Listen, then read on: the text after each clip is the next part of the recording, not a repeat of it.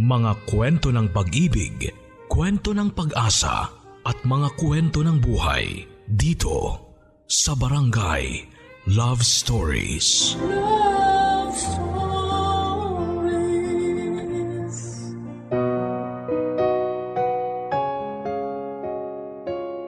Ang buhay ay nasusukat sa dami ng iyong karanasan. Isang katotohanan na halos lahat ay sasang-ayunan. Lalo na yung mga individual na sinubok na ng panahon. Ika nga nila yung mga taong pinahinog ng pagkakataon. May mga oras na hindi natin natitimbang maigi ang sitwasyon tapos ay bigla na lang tayong magdidesisyon. Madalas yung mga yan ang kakain sa ating kalaunan. Pakinggan natin ang kwento ng kabarangay nating si Jake at sa tulong ng kanyang ina, sariwain natin ang mga pangyayari na siyang bumago sa takbo ng buhay ng kanilang buong pamilya. Dito sa mga kwento ng pag-ibig, buhay at pag-asa sa nangungunang Barangay Love Stories. Dear Papa Dudut, sisimulan ko ang kwento ko sa isang pakiusap. Kailangan ko kasing palitan lahat ng pangalan at lugar na mababanggit. Gagamit ako ng alias para hindi magtunog pamilyar itong ibabahagi ko sa mga kamag-anak namin, lalo na sa dalawang tiyahin ko na masugid na tagapakinig ng Barangay Love Stories. Tawagin niyo na lamang po akong Jake. 40 years old na ako sa ngayon. 4 kaming magkakapatid, ako ang bunso. May kanya-kanya na kaming pamilya. Nagtatrabaho po ako bilang dispatcher sa isang taxi company. May pamilya na po ako. May asawa at 2 anak. Kasama po namin ang pamilya ko ang nanay ko sa bahay. Aida ang pangalan niya. Nitong nakaraan lang, Papa Dudut, ay nagdiwang siya ng 80th birthday. Nung gabi bago sumapit ang birthday ni Mama ay excited na ako na magpalit ng petsa. Parang ang mas excited pa ako kesa sa nanay ko. Masaya ako dahil pinagpala ng lakas ng pangangatawan at talas ng isipan ng nanay ko kahit na 80 years old na siya. Wala rin siyang sakit na kailangan niyang inuman ng mga gamot. Kaya masasabi ko na happy talaga ang magiging 80th birthday niya. Pagsapit ng alas 12 ng madaling araw, lumabas ako ng kwarto namin ng misis ko para batiin ang nanay ko ng happy birthday. May nakita ako na hindi ko inaasahan. Siguro'y hindi niya rin ako namalayan na lumabas ng kwarto at nilapitan siya habang nakaupo sa sofa. Madidilim na noon sa sala. Ilaw na lamang ng cellphone ni Mama ang nagbibigay ng kaunting liwanag kung saan siya nakaupo. Umiyak siya, Papa Dudut. Umiyak ang nanay ko noong mismong nagpalit petsa para sa 80th birthday niya. Naguluhan ako. Minabuti kong lapitan siya para tanungin kung ano ba ang problema. Habang dahan-dahan ako naglalakad palapit sa nanay ko sa gilid ng sofa kung saan siya nakaupo. Ang dami ng tanong na tumatakbo sa isip ko. May sakit ba siya? May nangyari bang masama sa kanya? May gusto ba siyang bagay na hindi niya nakuha? Hanggang sa marating ko ang sofa at nakatayo na ako sa gilid niya. Dahil madilim na sa sala, agaw pansin ang liwanag mula sa cellphone ni Mama. Nakita ko mula sa kinakatayuan ko ang picture sa cellphone niya.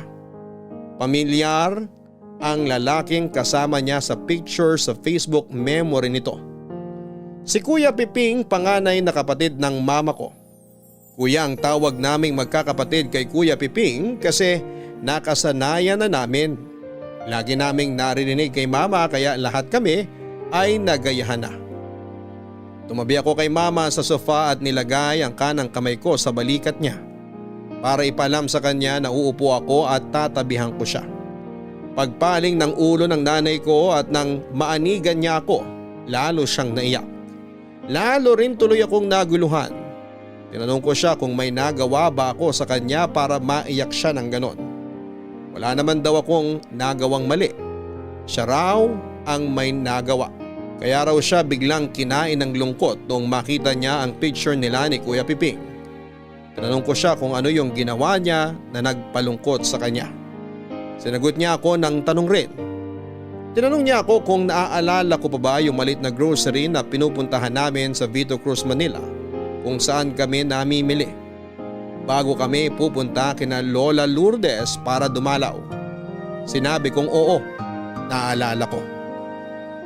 Nakwento ko na pagbaba namin ng jeep, yung grocery na yon agad ang bubungad.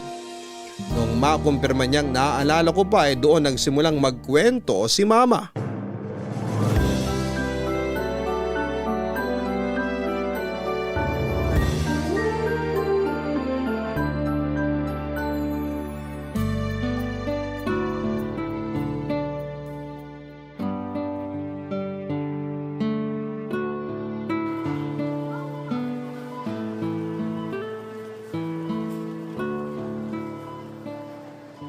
Nak, kumuha ka pala ng maliit na bote ng peanut butter dun sa likod.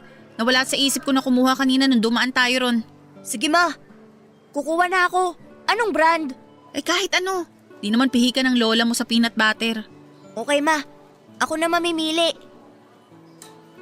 Ano ba naman to? Nagtaas na naman ang presyong powdered milk. Ginto na ba pinapakain nila sa mga baka ngayon? Ay, maliit lang kukunin ko, maski pa paano meron. Tipirin na lang ni nanay to. Ma, ito na yung peanut butter. Wala bang mas maliit dito? May libre kasing baso. Di ba ma, sabi mo kunin natin yung may mga libre kasi promo yun? Oo nga, pero marami ng ganitong plastic na baso sina lola. Matatambak lang yan dun. Gawin na lang nilang pantakal ng bigas ma. May ginagamit na silang lata ng ibap. Di mo ba napansin yung pantakal nila na yun? Ay oo nga, nakalimutan ko. Ay, ibalik mo na yan, kumuha ka ng mas maliit. Sige ma, ako pa rin mamimili di ba? Oo, ikaw nang bahala. Okay. Ano pa bang kulang dito sa basket? May asukal na, powdered milk, mga dilata. Ay oo nga pala, toothpaste. Sabi ni Kuya Piping, paubos na yung ginagamit nila. Baka mahal naman itong toothpaste na to. Pag isinipilyo mo ba to, hindi ba baho ang bunganga mo ng 1 linggo? Grabe naman magpresyo gumawa nito. Ma, ito na yung peanut butter. Bibilin mo yung toothpaste ma? Ay hindi, mahal eh. Nakita ko sa commercial, puputi daw ang ngipin mo pag yan ang toothpaste mo eh. Talaga? Sabi? Oo ma, ang puti nga ng ngipin ng babae sa commercial nung ngumiti eh. Ganon? Sige nga, kuha tayo ng isa. Para kina Lola ma? Ay hindi, para sa akin. Ay, kala ko para kina Lola.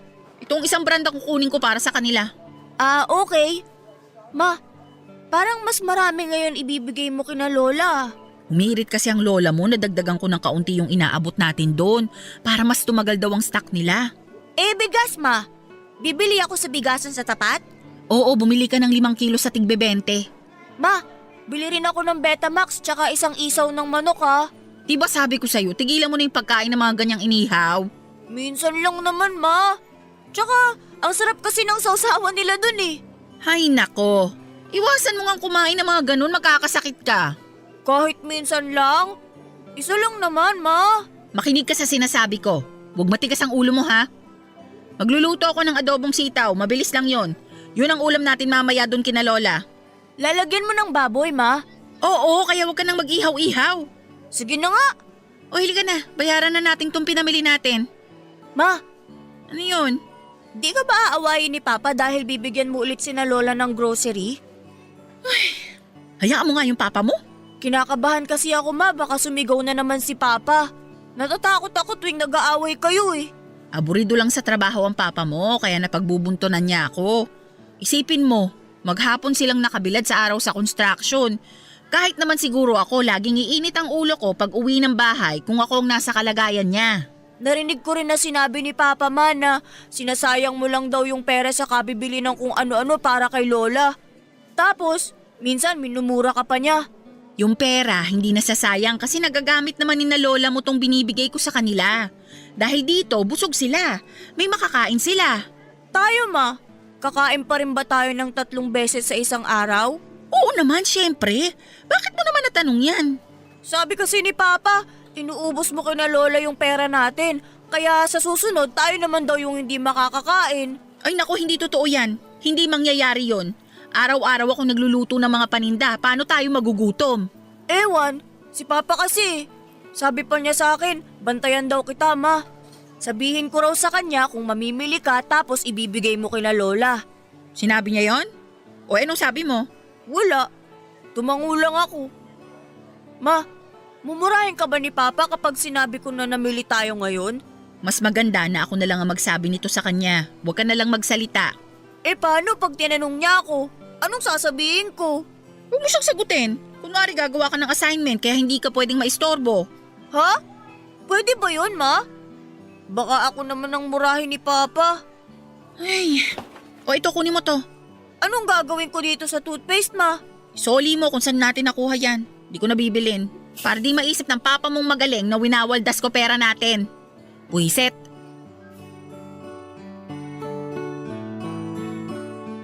Biglang nag-flashback yung buong eksena namin na yon ni Mama sa grocery. Bigla akong bumalik sa araw na yon. Noong nagsimulang magkwento si Mama, ang dami kong biglang naalala. Naalala ko kung gaano niya inuuna sina Lola at Kuya Piping kesa sa sarili niya. Tulad nung binalik niya yung toothpaste na yon, imbes na magbalik siya na mga bibilhin niya para kina Lola. Isinalang-alang na lamang niya ang sarili niya. Nagtitinda ng lutong ulam ang nanay ko, Papa Dudut. Yon ang pinagkakabalahan niya noon. Forma naman sa construction si Papa. Ang naging sistema nila, si Mama ang magluluto ng kanin at 2 o 3 klase ng ulam. Tapos ibebenta niya kung saan may project si Papa. Hindi na nila kinakailangan na umupo ng pwesto malapit sa project kasi pag natapos yung ginagawa, tatanggap na uli si Papa ng gagawin sa ibang lugar kaya masasayang lang yung pwesto. Dahil si Papa ang foreman at halos mga bata niya ang kinukuha niya sa mga project niya, hindi sila bumibili ng pagkain sa iba. Laging kay Mama na. Araw-araw mula Lunes hanggang Sabado ay walang palya ang paglalako ni Mama ng lutong pagkain kina Papa. Bukod sa masarap magluto, si Mama ay siguradong malinis din ang mga pagkaing tinitinda niya. Lagi kong nakikita yung paraan niya ng pagre-ready ng mga lulutuin niya. Nakita ko rin kung gaano kamitikuloso niyang i-plastic lahat ng pagkain. Bukod doon ay tuwing sweldo ang bayad ng lahat ng kumukuha ng pagkain. Nililista lang ni Mama sa notebook niya na may mukha ng artista sa harapan tapos ay pupunta siya doon sa site tuwing Sabado ng hapon para maningil. Laging tuwing Sabado ang sahod nila Papa. Naalala ko rin yung mga naganap noong mismong araw na yon pagdating namin kina Lola pagkagaling namin sa grocery ni Mama. Matanda na ang lola ko noon, Papa Dudut. Siguro ay nasa 68 years old na siya ng panahon na yon. Kasama ng lola ko sa bahay nila sa Pasay si Kuya Piping, panganay na kapatid ni Mama. Payat na matangkad si Kuya Piping, 6'2" ata ang height niya. Maliit lang naman ang mama ko kaya may pagkakataon noon na naitatanong ko kung kanino siya nagmana ng katangkaran. Hindi rin daw alam ng nanay ko kung saan. Parang abnormal nga kung tutuusin kasi hindi rin namang katangkaran ang mga magulang nila. Hindi na ako nag-usisa pa pagkatapos noon. Yung haba at ayos naman ng buhok ni Kuya Piping ay ang tinatawag natin ngayon na long back na hairstyle para sa mga lalaki. Nagkakarera na rin yung puti at itim niyang buhok. Papasa ng salt and pepper. Medyo pahaba ang mukha, may balbas na may uba na rin at lagi siyang nakapolo shirt na luma at nakasuot ng slacks na pantalon.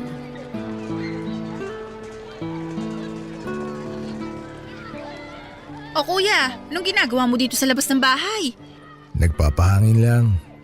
Papasok na rin ako maya-maya. Nabili ko na pala yung bilin mong toothpaste. Salamat, Aida. Nasaan pala si Jake? Ayun o, nasa tapat. Pinabili ko ng bigas. Ay, oo nga ano. Hindi ko siya napansin. Paano mo mapapansin? Palapit pa lang ako dito sa bahay. Kita ko nakatulala ka. Bakit na naman? May nangyari ba kanina? Hoy! Piping! Lumabas ka na naman, babwisit ka! Kuha ko na. Sige na, magpakita ka na kay nanay. Para kumalma siya ng konti. Lalo na pag nakita niya ang dala mong grocery. No, sige, pasok ko na muna to kuya. Sige.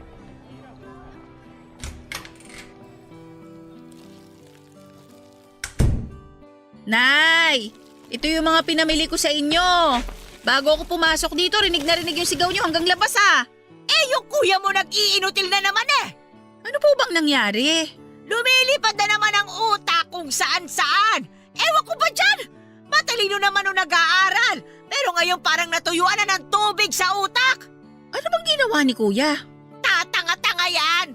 Nagsaing, pero hindi nilagyan ng tubig yung bigas. O ayun, di natutong.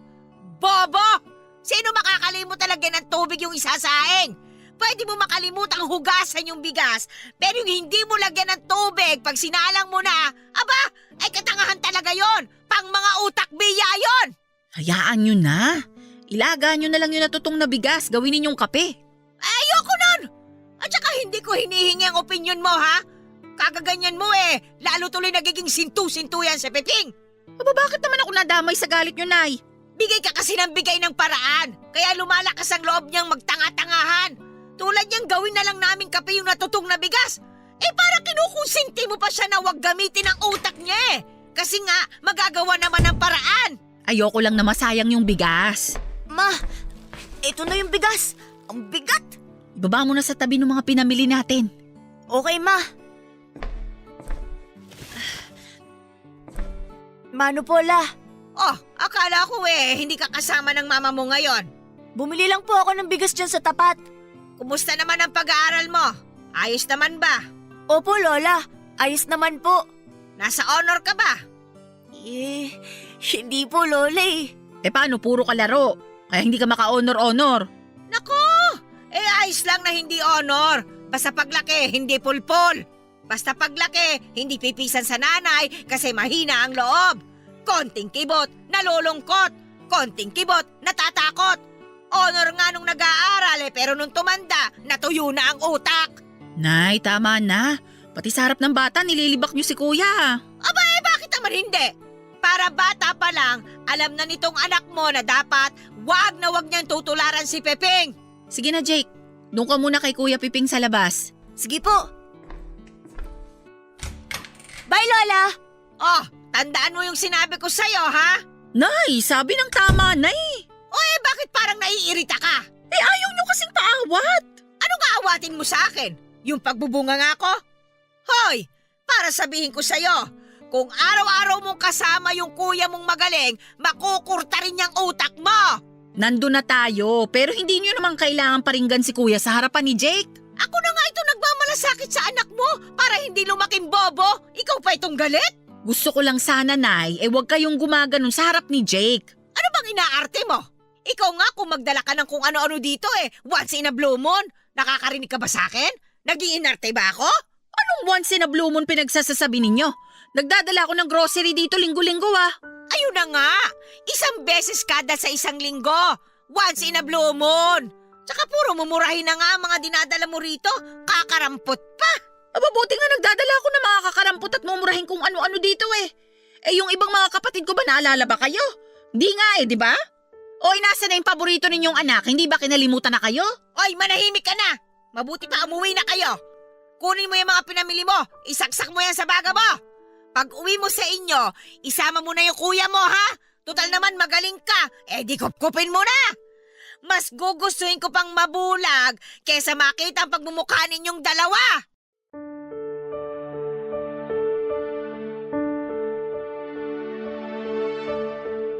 Once in a blue moon. Noong ko po naiintindihan ang ibig sabihin ng idiomatic expression na yon, Papa Dudut. Ibig sabihin noon ay madalang at hindi madalas. Paanong hindi ko maaalala ang ibig sabihin noon habang naglalakad kami ni Mama papunta sa sasakyan pa uwi, hindi siya matigil sa kakatala. Sobrang sama ng loob niya ng mga oras na yon dahil daw sa mga sinabi ni Lola. Noong lumabas ako para samahan si Kuya Piping ay narinig kong nagsisigawan sina Mama at Lola pero hindi ko naintindihan kung ano ang sinasabi nila. Siguro kasi 10 taon pa lamang ako noon kaya hindi pa matalas ang pandinig ko. Hindi ko malilimutan yung biyahe namin na yon pauwi ng bahay namin. Pero kahit na ganoon ay hindi pa rin naman tumigil si mama sa pagbibigay ng supply kina lola. Kung paano niya noon na itago kay papa ko ay hindi ko na alam. Basta ang naaalala ko, matapos naming mag-usap ay tumahimik na si papa. Mabuti na lang din at hindi ako natanong ni papa noon dahil pag nagkataon ay hindi ko alam kung ano ang sasabihin at kung paano magsinungaling. Masama ang loob ni mama kay lola pero iniisip niya na lamang na matanda na si lola. Baka may nararamdaman na kaya sobrang sungit na. Pero nabanggit ni mama na medyo nagsimulang maging masungit si lola noong mamatay si lolo. Nabangga ng bus yung tricycle na sinasakyan niya, dead on the spot. Papadudot kwento pa ni mama sa akin na hindi niya raw maiwasang malungkot para kay Kuya Piping. Dahil noong panahong bumukod yung mga tiyahin ko, si Kuya Piping na ang naging kasakasama ni lola sa bahay. Pero bago raw nagsipag-asawa ang mga kapatid nilang babae ay tumira muna sina Kuya Piping sa bahay ni lola kasama ang pamilya niya. May naging asawa si Kuya Piping at meron silang 2 anak. Hindi ko nabigyan ng pagkakataon na makita ang mga pinsan ko kay Kuya Piping. Mula kasi nang maghiwalay sila ng asawa niya ay hindi na niya nakita ang mag-iina niya. Hanggang doon lang ang alam ko at hindi na ako nag-usisa pa tungkol sa pamilya ni Kuya Piping. Noong mag-asawa ang mga tiyahin ko ay dali-dali daw silang bumukod na parang may plano talaga silang iwan si lola. Mula noong bumukod ang mga tiyahin ko ay madalang na silang bumisita. Nadalaw lamang sila minsan pero sila pa ang humihingi ng pera sa matanda. Pera na inaabot ni mama kay lola kasama ng mga pinamili niya. Ayon kay mama hindi naman daw kalakihan ang inaabot niya pero dahil may mga pagkain din siyang binibigay na itatabi ni lola yung mga pera na natatanggap niya. Pera na ibinibigay niyang lahat sa mga tiyahin ko pag humihingi sila. 12:34 ng madaling araw, Papa Dudut. Tuloy pa rin sa pagkukwento si mama sakto sa besperas ng 80th birthday niya. Nang mga oras na yun ay hindi ko pa rin maintindihan kung bakit siya umiiyak. Nung makita niya yung picture ni Kuya Piping sa Facebook. Medyo napalitan ng maliit na mga ngiti ang mga hikbi habang binabalikan niya noong nagbarangay tanod si Kuya Piping sa barangay nila sa Pasay. Iniiwasan daw si Kuya Piping na mga tambay sa kanila dahil sa height niyang 6'2". Ayaw na lang ng mga tambay na makipag-argumento sa kanya. Umuuwi na lamang sila kunwari o lilipat ng tatambayan tuwing nadadaan sila ni Kuya Piping at sisitahin. Sweeper din sa barangay nila si Kuya Piping, yun daw ang isa sa mga racket niya bukod sa pagtatanod. Pandagdag niya sa panggastos nila ni lola. Natatawang binalikan ni mama noong minsang makita niya raw si Kuya Piping na nagwawalis sa tapat ng barangay hall. Ang liit daw ng walis tingting na hawak niya. Kahit may kahoy na nakakabit sa walis tingting, para maging hawakan ay todo yuko pa rin si Kuya Piping para lamang makapagwalis siya ng maayos. Masyado kasi siyang matangkad para sa walis na gamit niya kaya nakakatawa raw tingnan ang sabi ni mama. Mula nang iwan ng mag-iina niya si Kuya Piping at nung magsipag-asawa ang mga kapatid niyang babae, sila na lang ni lola ang naiwan sa bahay nila. Hindi naman kalakihan ang naibibigay ni mama linggo-linggo. Para pandagdag ay si Kuya Piping ang nagtatrabaho. Pero isang bagay yon na hindi ma-appreciate ni lola. Para kay lola ay walang kwenta at pipitsugin ang klase ng trabaho na meron si Kuya Piping. Nag-aaksaya lang daw ito ng oras sa bariyang kinikita niya sa barangay.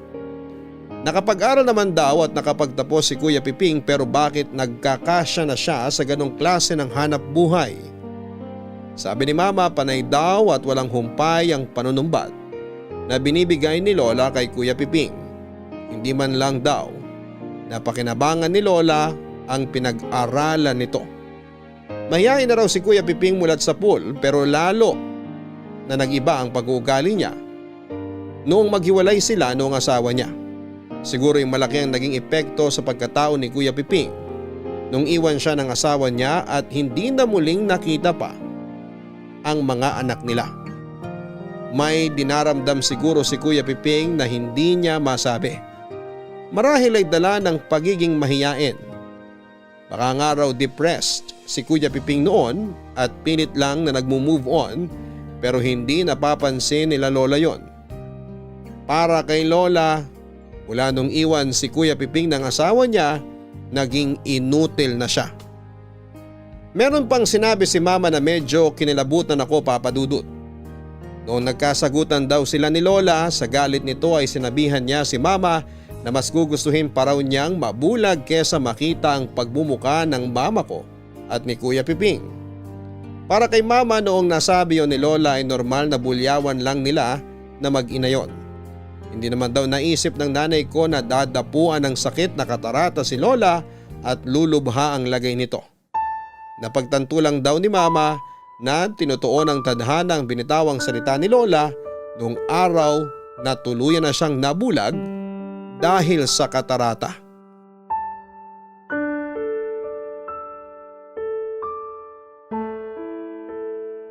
Ano ba naman? Dahan-dahan, Peping! Matandang bulag yung inaalalayan mo. Bakit ka ba nagmamadali? Di ako nagmamadali, Nay. Sumabit yung kanang paa nyo sa tungkod nyo, kaya muntik kayong matapilok. Kaya nga! Muntik ako matapilok dahil sa pagmamadali mo! O sige na, Nay, maupo na kayo. Oh, dahan-dahan. Ay, nako! Salamat naman at nakaupo na rin. Tuwing inaalalayan mo ako maglakad, pakiramdam ko lagi ako mabubuwal. Tapos mauunang tatama yung mukha ko sa sahig. Pati pag-alalay sa matandang bulag, hindi mo pa magawa ng tama, Peping! O eto, Nay. Kumain kayo na marami, ha? Hinimay ko na yung ulam ninyo. Ano bang isda yan? Tawilis. Yan na naman! Wala na bang ibang isda ngayon sa palengke? Nay, hindi pa kasi kami sumasahod sa barangay. Kaya yung tawilis na muna ang nabili ko. Anak ng tokwa! Kakakain natin ng tawilis. Aaho na sa dagat ang mga kamag-anak niya para gantihan tayo. Pagkakuha ko ng sahod ko, Nay, bibili ako ng ulam na gusto ninyo. Abay dapat lang! Nang mabawi ko naman ang pinahunan ko sa'yo. Sana talaga hindi na lang kita pinagtapos ng pag-aaral eh. Barangay tanod lang din naman pala ang bagsak mo. Marangal na trabaho naman ang pagtatanod. Bukod doon, nakakatulong pa ako dito sa barangay natin. Anong marangal doon? Marangal ba yung hindi nyo nakukuha yung sahod nyo sa mismong araw ng sweldo? Nagkaaberya lang siguro sa City Hall, Nay. Di lang naman ako ang hindi pa sumasahod eh. Lahat kami roon. Tsaka mabait si Kapitan. Patas siya sa lahat na nagtatrabaho sa barangay. Eh talaga magbabait-baitan yon. Ikaw ba naman makapagpatayo ng malaking sari-sari store sa gilid ng bahay ninyo eh? Hindi ka ba babait? Nay, eto na naman tayo. Napag-usapan na natin yan eh. Eh bakit ba kasi hindi ka nalang maghanap ng ibang trabaho? Yung trabaho na kayang bumuhay ng pamilya. Nagbenta pa ako ng lupa sa probinsya para lang mapag-aral ka tapos magiging pipitsugin ka lang pala. Ayos lang naman ako. Masaya ako sa ginagawa ko. Pwes ako hindi masaya sa pinaggagawa mo. Napakawalang kwenta mo. Kaya ka iniwan ng asawa mo eh kasi napakahina ng loob mo. Huwag na nating balikan yan, Nay. Talagang hindi ka na babalikan nun. Pati mga anak mo, hindi mo na makikita. Kumain na kayo. Habang mainit pa yung kanin. Ayoko kumain, nawala na ako ng gana. May lata pa ng sardinas dyan. Gusto nyo buksan ko? Wag na, tipirin mo yon. Baka hindi pa makapagbigay kagad si Aida. Isa pa yung walang pakinabang eh. Pareho kayong hindi maaasahan.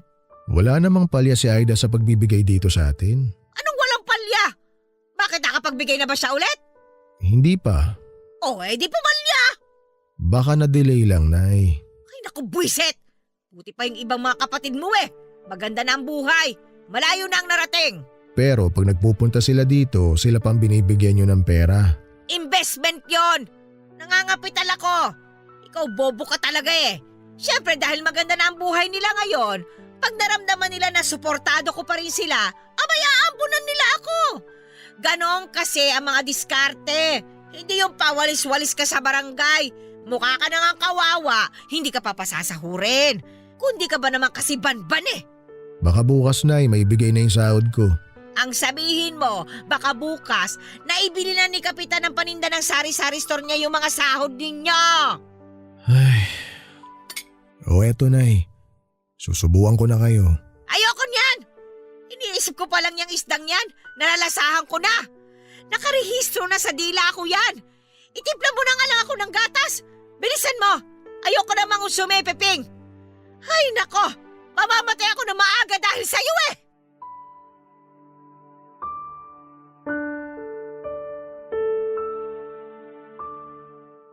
Papa Dudut, sabi ng nanay ko. Ganon kausapin ni Lola si Kuya Piping. Sa araw-araw na ginawa ng Diyos ay puro panlilibak at pangdadaot ang inaabot ng tiyuhin ko. Ang kwento sa akin ni Mama ay disente naman daw ang trabaho ni Kuya Piping noong magkasama pa sila ng asawa niya sa Pasay noon. Disente pero ang sahod ay hindi malaki. Ayos pa naman daw noong una. Isa pa lang ang anak nila Kuya Piping. Nakapagbibigay din sila kay Lola kahit papaano. Pero noong naging dalawa na ang anak nila ay kinapos na sila ng sobra. Doon na nagsimulang kulitin si Kuya Piping ng misis niya na humanap na ng ibang trabaho. Hanggang sa pinag-awayan nila yon, idagdag mo pa Papa Dudut ang laging pagbubunganga ni Lola sa kanilang mag-asawa. Dahil nga wala na silang maabot sa kanya sa sobrang kakapusan nila. Papa Dudut, ganun daw talaga si Kuya Piping ang sabi ni Mama. Madaling makontento at madaling maging komportable. Nang mga panahon na yon, ayos na kay Kuya Piping yung nakakain sila ng 3 beses sa isang araw. Nakikitira sa nanay at ayaw bumukod. May trabaho na maliit ang kita basta palagay siya sa mga kasama niya. Para bang na-stuck na si Kuya Piping sa ganon. Hanggang sa dumating ang araw na napuno na ang asawa ni Kuya Piping. Pagdating niya sa bahay, galing sa trabaho ay wala na ito at bit-bit ang 2 nilang anak. Hindi sila pinigilan ni Lola, bagay na kinagulat ni Kuya Piping sa nanay niya. Ang sabi lang ni Lola sa kanya ay hindi kailanman dapat pigilan ang mga taong nag-aal sa balutan. Nawala ng gana sa buhay si Kuya Piping dahil sa pag-iwan sa kanya ng mag-iina niya. Hindi na siya pumasok sa trabaho dahil kinain siya ng hiya at depression. Oo, depression Papa Dudut. Bagay na hindi pamilyar kay Lola Lourdes. Si Lola naman daw matapos mabilis na lumala ng husto ang katarata ay masyado siyang naging pihikan sa kinakain niya. Madalas ay walang gana. Kaya humina ang resistensya. Hindi nagtagal ay naging bedridden siya at unti-unti nang binawian ang buhay. Tandang-tanda ko yung panik ni Mama noong araw na namatay si Lola. Hindi pa ako pamilyar noon sa klase ng sakit ng mawala ng magulang. Grabe yung iyak ni Mama pero kesa sa sarili niya, mas iniisip ni Mama si Kuya Piping. Alam kasi ng nanay ko kung gaano ka-dependent si Kuya Piping kay Lola.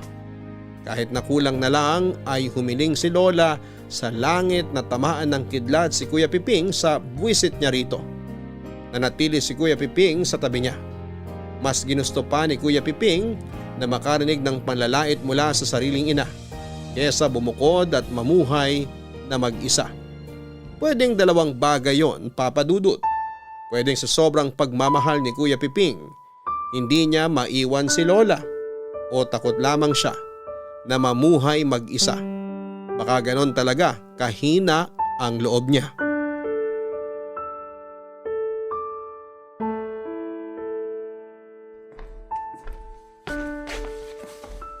Kuya, itong sopas oh.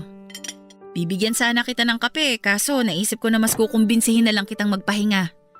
2 araw ka nang gising eh. Ayos pa ako, Aida. Nagnanakaw naman ako ng idlip. Di mo lang ako natsyempohan. Ganon? Saan ka umiidlip? Sa taas. O sige, sabihin na nating umiidlip ka.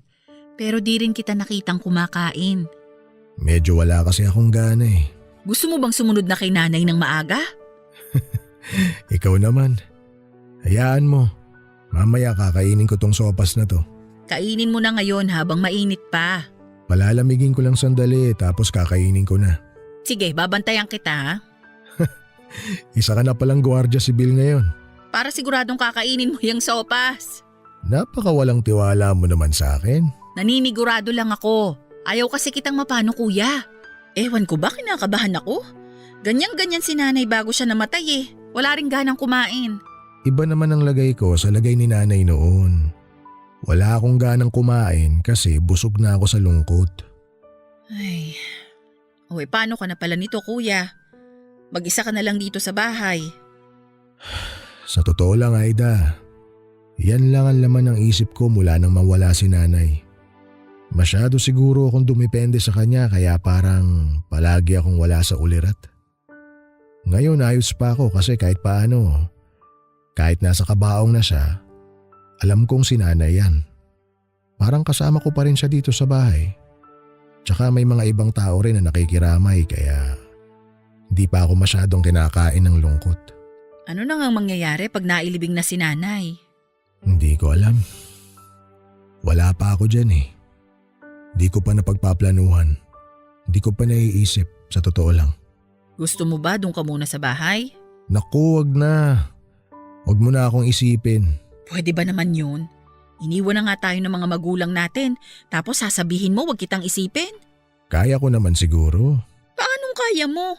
Di ba sabi mo nga hindi ka makausad kasi kinakain ka ng lungkot? Lilipas din naman ito. Di dun ka muna sa bahay magpalipas. Wag na. Nakakahiya kay Waldo. Ayokong isipin niya na ginagamit ko yung pagkamatay ni nanay para makituloy ako sa inyo. Hindi niya iisipin yon. Tsaka mag-asawa kami kaya maiintindihan niya. Tsaka pamilya tayo. Ayun na nga. Asawa mo siya at may mga anak na kayo. Meron ka ng sariling pamilya. Sila dapat ang una sa mga prioridad mo. Tsaka ayoko na pagkagastusan mo ako. Ba hindi naman kita pag-aaralin eh. Kaya hindi kita gagastusan. Titira ka lang naman sa bahay. Bukod sa pagtira, syempre kakain ako. Maliligo. Tapos gagamit ng kuryente. Oo nga, kasama na lahat yun sa pagtira mo sa amin. Yun nga lang, sa sofa ka matutulog. Wala namang kaso sa akin kung saan ako matulog sa inyo. Kahit nga maglatag lang ako ng karton sa sahig eh. Ayoko lang na maging abala ako sa inyo. Hindi ka naman magiging abala? Ay, ewan ko. Sige na kuya, doon ka muna sa bahay. Hindi ka naman permanenteng titira doon. Pansamantala lang hanggang sa makabawi ka. Pagpakiramdam mo na okay ka na, malaya kang bumalik dito sa Pasay. Dali na, para matulungan mo rin ako sa mga assignment ni Jake.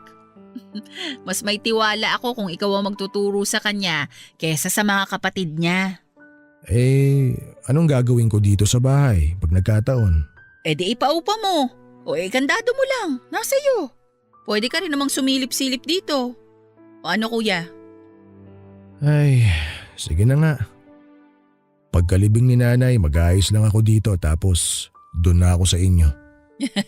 Salamat kuya.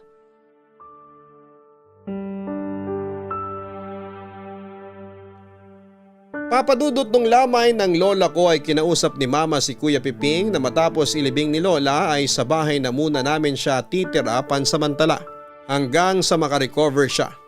At tingin niya ay kakayanin na niyang mabuhay na mag-isa. Kwento sa akin ng nanay ko. Sa totoo lang papadudot ay hindi pa sigurado noon si mama kung papayag si papa sa plano niya na patuloyin sa bahay si Kuya Piping. Dahil sa labis na awa na nararamdaman niya sa kapatid ay bigla na lamang siyang nag-insist na patuloyin si Kuya Piping sa amin. Mukhang malulungkot lang talaga si Kuya Piping sa bahay nila sa Pasay pag nagkataon. Buong buhay niya kasama niya si Lola tapos ngayon ay mag-isa na siya. Noong mga panahon na yon, kung aalalahanin kong maigi, isa rin siguro sa magpapalungkot kay Kuya Piping ay yung mismong kalagayan ng bahay. Kailangan na noong ma-renovate, luma na talaga tingnan at amoy ihi at dumi ng pusa sa loob. Marami kasing pusa si Lola noong nabubuhay pa siya. Ang itsura ng bahay ng lola ko sa Pasay ay makipot papasok sa pinto. Luluwag ng konti sa loob tapos pahaba. Hindi siya malawak pero medyo mahaba sa loob. May ilang mga katabing bahay, magkakadikit halos sa mga bahay na magkakatabi sa hilera ng bahay ni Lola. Naalala ko, May isang malawak na bakanting lote sa likod ng mga bahay na magkakatabi. Naglalaro ako doon noon kasi madalas may mga bundok ng buhangin at maliliit na bato roon. Para bang may construction pero wala naman talagang ginagawa. Papadudod sa pagkakaalala ko, grabe ang tuwa ko noong araw na dumating si Kuya Piping sa bahay.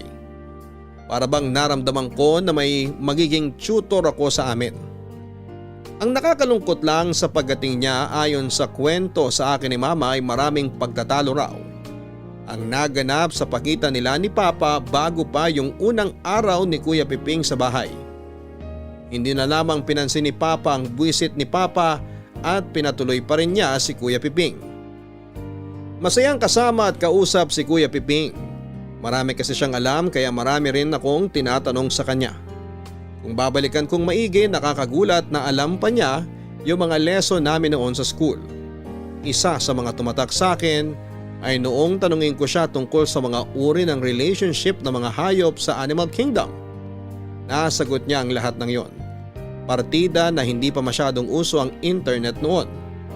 Masasabi ko talagang isa sa mga matatalinong tao na nakasalumuha ko noong bata ako, si Kuya Piping. Marami akong mga bagong bagay na natututunan sa pagdating niya, Papa Dudut. Siya ang nagturo sa akin na ang buhok dapat ay nilalagyan ng hair product para mas mapaganda mo ang ayos. At ang kanyang hair product of choice ay pumada. Sa kanya ko unang nakakita at nakaamoy ng pumada. Sabi niya huwag daw muna pumada ang gamitin ko. Mag-gel daw muna ako. Saka na raw ako magpumada pag tumanda na ako. Dati kasi pag sinabing pumada, matik na pang matanda. Hindi tulad ngayon na pwede nang magpumada kahit na hindi pa matatanda. Kay Kuya Piping din ako natutong maglaro ng chess. Never ko siyang natalo, Papa Dudut. As in, hindi niya raw ako pagbibigyan kasi paano nga naman ako gagaling. Kahit si Papa ko noon ay madalang siyang matalo sa chess. Pero ang pinakapagkakataon na naglapit sa amin ni Kuya Piping ay noong hinatian ko siya sa instant noodles na almusal ko. Akala ko noong magsimula akong kumain ay nakapag-almusal na siya. Nakita ko na pinapanood niya lamang ako. Hindi naman siya humihingi sa akin, nandun lamang siya. Magkatapat kami sa mesa. Baka para bantayan ako. Tandang-tanda ko yung umagang yon, Papa Dudut. Nakasuot siya ng green na polo shirt na may stripes na blue. Nakaslak siya na brown. Wala pang pumada ang buhok niya, siguro hindi pa siya nakakaligo noon. Nakakailang higo pa lamang ako ng sabaw at isang tinidor ng noodles. May naramdaman na akong kakaiba. Pakiramdam ko ay gutom siya. Pwedeng kumain naman na siya ng almusal pero medyo gusto pa niyang kumain kaso'y nahihiya lamang siya. Kasi nga ay nakikitara kaya ayaw niyang lumabi siya ng kuha o ng kain ng kung ano. Noong maramdaman ko yon, Papa Dudut, ay walang pagdadalawang isip na ibinigay ko sa kanya yung instant noodles ko. Nung una ayaw niyang tanggapin at medyo nagtaka siya. Pero nagdahilan ako na ayaw ko na para kunin at kainin niya para hindi masayang. Yun nga ang ginawa niya, Papa Dudut, kinain at inubos niya. Mula noon ay nakitaan ako ni Kuya Piping ng selflessness. Bagay na naman ako raw kay Mama ayon sa kanya. Kaya tuwing umaga naging routine ko nang i-share sa kanya kung ano man ang almusal ko. Malugod naman niyang tinatanggap ang mga yon. Masasabi ko talagang tumatak sa akin ang pagtira ni Kuya Piping sa amin, Papa Dudut.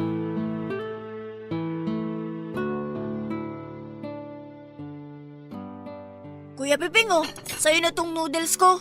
Di na, ubusin mo na yan. Kuya, di ba style na natin to? Pero baka kasi gutom ka pa. Sayang naman, kaya ubusin mo na yan. Busog na ako, Kuya Piping. Sigurado ka? Oo, Kuya. Salamat, Jake. Kakainin ko ito mamaya pagkatapos nitong laro natin. Oh, move mo na. Nag-iisip nga ako ng move ko eh. Yun! Oh, check! Bakit mo ginamit yung queen para pang check? Di nawala ng suporta yung tore mo. Ay, Oo nga. Pero di mo pa naman makakain yan kuya kasi nakacheck ka pa eh. O sige, teka. Iaharang ko lang tong bishop ko sa queen mo. Pag kinain ng queen mo yung bishop ko, kakainin lang yan ng tore ko. Ilalayo ko lang tong queen ko para di makain. Sigurado ka na sa tira na yon? Ha? Bakit? May mali ba?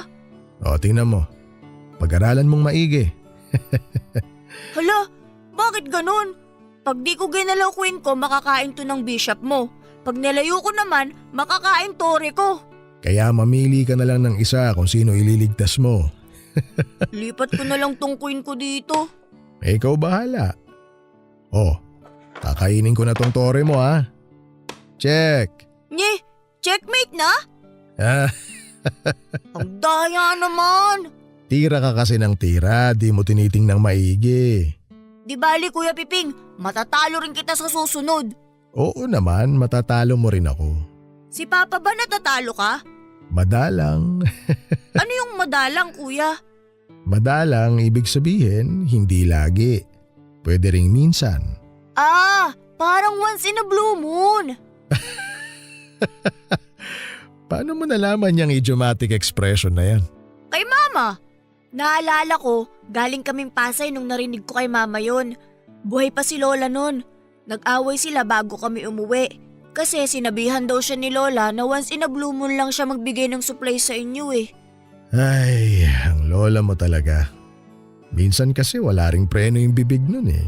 Lagi ka rin niyang sinisigawan. Napansin mo yon? Oo kuya, lalo na nung nabulag siya.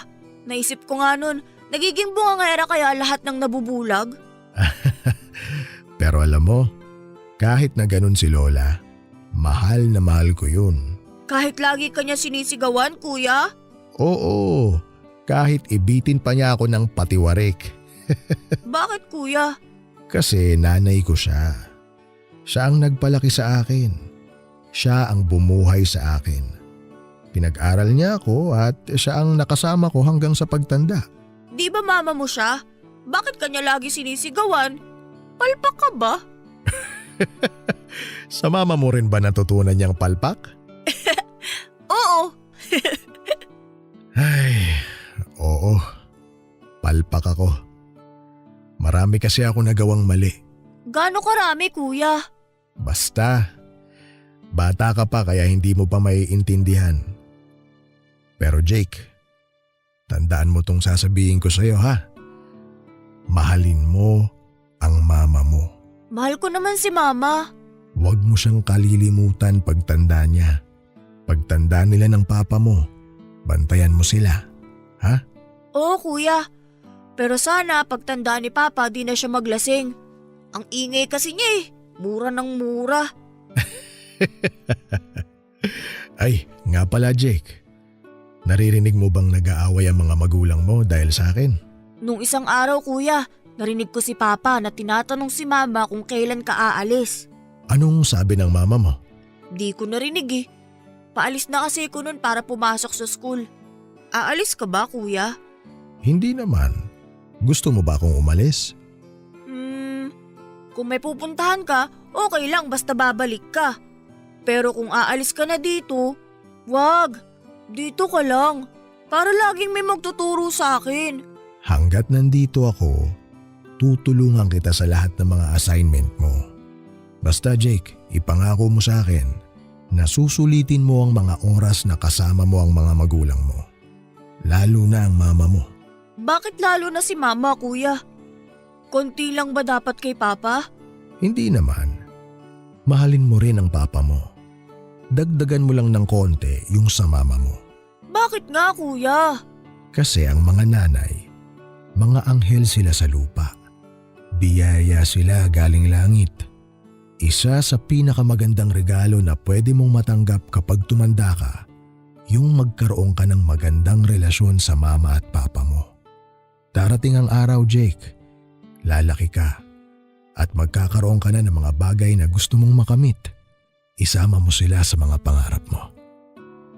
Sana kahit magkaroon ka na ng sarili mong pamilya, hindi mo makalimutan ang papa at mama mo.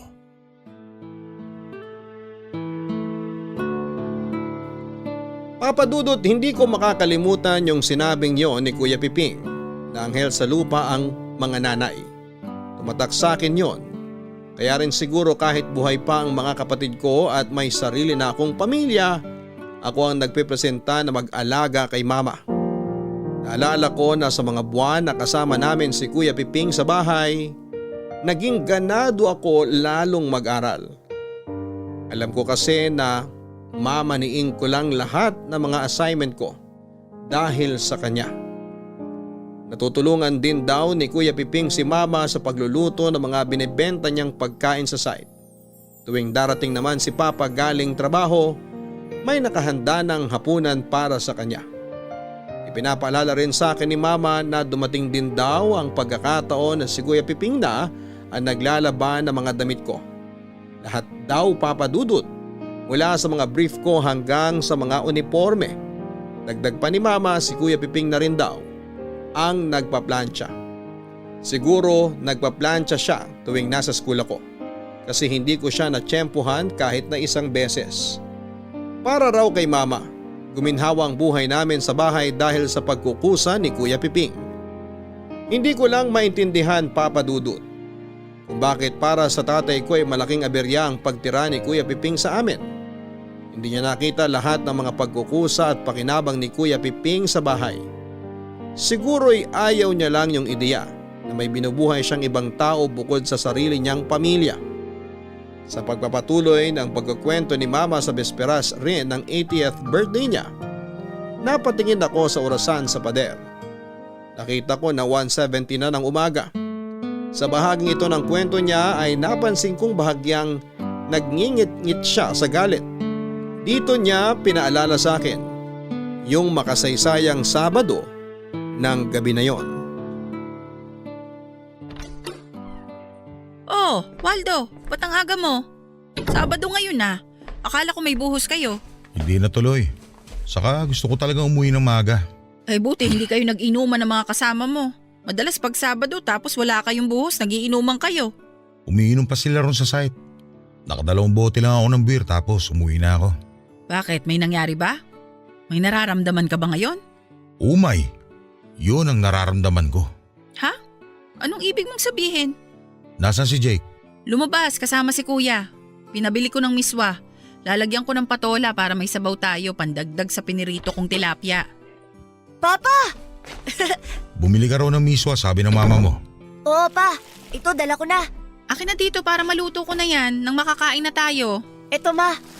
Ma, tinusta mo yung buntot ng tilapia? Siyempre, alam kong paborito mo yung malutong na buntot eh. Pwede ko nang kainin? Sige na, papakin mo na. Yay! Maupo ka na dito anak. Kumain ka lang dyan. Kararating mo lang, Waldo? Oo, kani-kanina lang bago kayo dumating. Doon tayo sa sopa, Piping. Mag-usap tayo. Sige.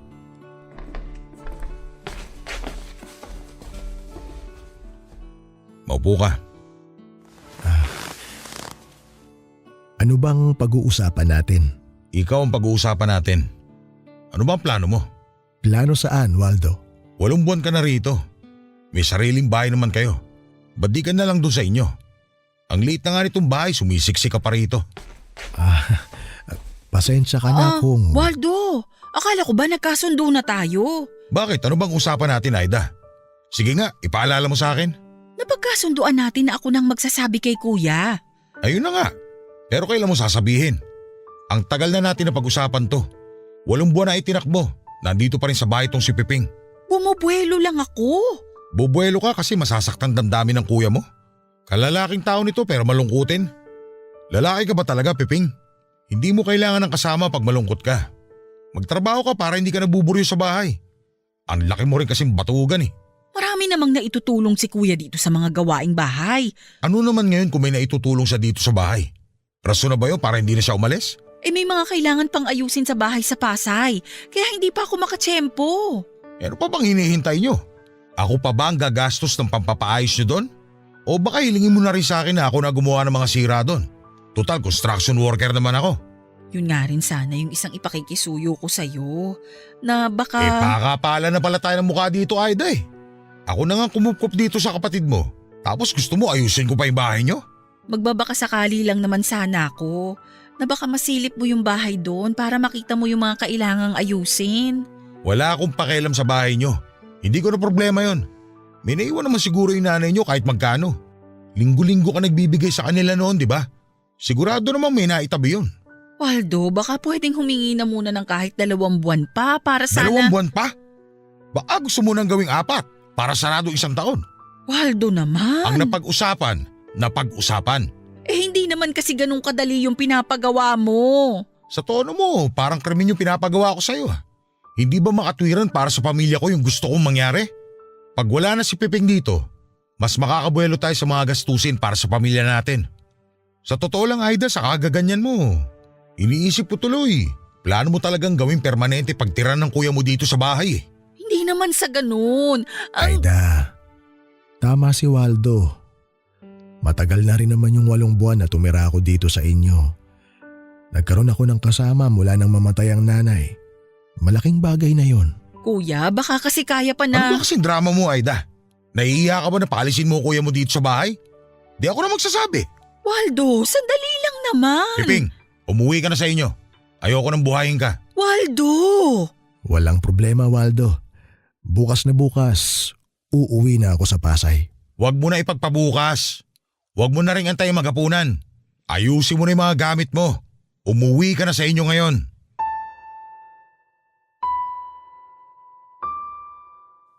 Papa Dudut habang nakaupo sa hapag at kinakain ko ang malutong na buntot ng 4 na pritong tilapia na niluto ng mama ko. Naririnig ko ang pinag-uusapan nila. Usapan ng mga magulang ko at ni Kuya Piping. Hindi ako sumabat kasi hindi ko naman inakalang kakailanganin kong makialam. Dahil hindi naman sila nagsisigawan, akala ko ay normal lamang yon na usapan. Sa bahay kasi namin malalaman mong mainit na ang usapan kapag sina mama at papa ay nauwi na sa sigawan at murahan. Pero nang gabing yon, maayos naman silang kausap si Kuya Piping kaya hindi ko naisip na may problema. Oo, Papa Dudut. Narinig kong pinapaalis na ng papa ko si Kuya Piping at pinababalik na siya sa bahay nila sa Pasay. Pero bilang bata, hindi ko naisip na seryosohan na pala ang bagay na yon. Unang tumayo si Papa at tumabi sa akin sa hapag. Si Mama naman ay tinuloy ang pagluluto niya ng miswa na may patola. Hindi na tumayo pa si Kuya Piping kung saan siya nakaupo. Dahil sa sopa siya natutulog. Nasa gilid lang ng sopa ang backpack niya na lalagyan ng lahat ng mga baon niyang damit. Pinagmamasdan ko si Kuya Piping na inaayos sa mga gamit niya. Kasabay noon ang pagluluto ni Mama ng miswa. Matapos ayusin ni Kuya Piping ang mga gamit niya ay sinandal niya ang likod niya sa sandalan ng sofa. Marahil ay huminga siya ng malalim, Papa Dudut, at bumuelo sa pagtayo. Matapos sumandal at nung akmang tatayo na si Kuya Piping, tinawag siya ni Mama sa hapag. Wala nang nagawa ang papa ko noong tawagin ng mama ko ang kuya niya. Nasaluhan kami sa hapag at sabayan na maghapunan. Habang kumakain at pinagsasaluhan ng niluto ni Mama para sa hapunan ay wala naman akong kakaibang naramdaman. Normal na kumakain ng lahat pero hindi nag-uusap. Para sa akin ay hindi iba yung hindi nag-uusap habang kumakain. Normal sa papa ko yon kasi sa gutom niya galing trabaho ay uubusin muna niya yung gabundok niyang kanin at pagkatapos niyang kumain ay saka siya makikipagkwentuhan sa amin. Nang matapos kaming lahat kumain ay niligpit na ni Mama ang mga pinagkainan. Ilang sandali lang ay nagpaalam na si Kuya Piping at saka tumayo na sa kanyang pagkakaupo. Nagpasalamat siya sa mga magulang ko sa pagpapatuloy nila sa kanya sa bahay namin. Lumapit sa akin si Kuya Piping at nilagay niya ang kaliwang kamay niya sa ulo ko at sinabi na magpakabait ako. Tumingala ako sa kanya, nagbangga ang mga mata namin, dalawa ni Kuya Piping. At saka ako tumungo bilang sagot. Oo ang ibig sabihin ng pagtungo na yon, Papa Dudut. Naglakad na papunta sa pinto si Kuya Piping. Nakita niya na sumunod ako sa kanya.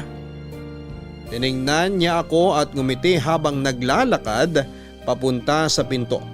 Paglabas ni Kuya Piping ng pinto ay tumingin pa siya sa akin at ipinakita ang kanyang hinlalaki. Parang sinasabing ayos lang daw siya at huwag akong mag-alala. Habang naglalakad siya palayo sa bahay namin ay nakatingin lamang ako sa kanya. Hanggang sa kumana na siya sa isang iskinita at tuluyan nang nawala sa paningin ko, Papa Dudut.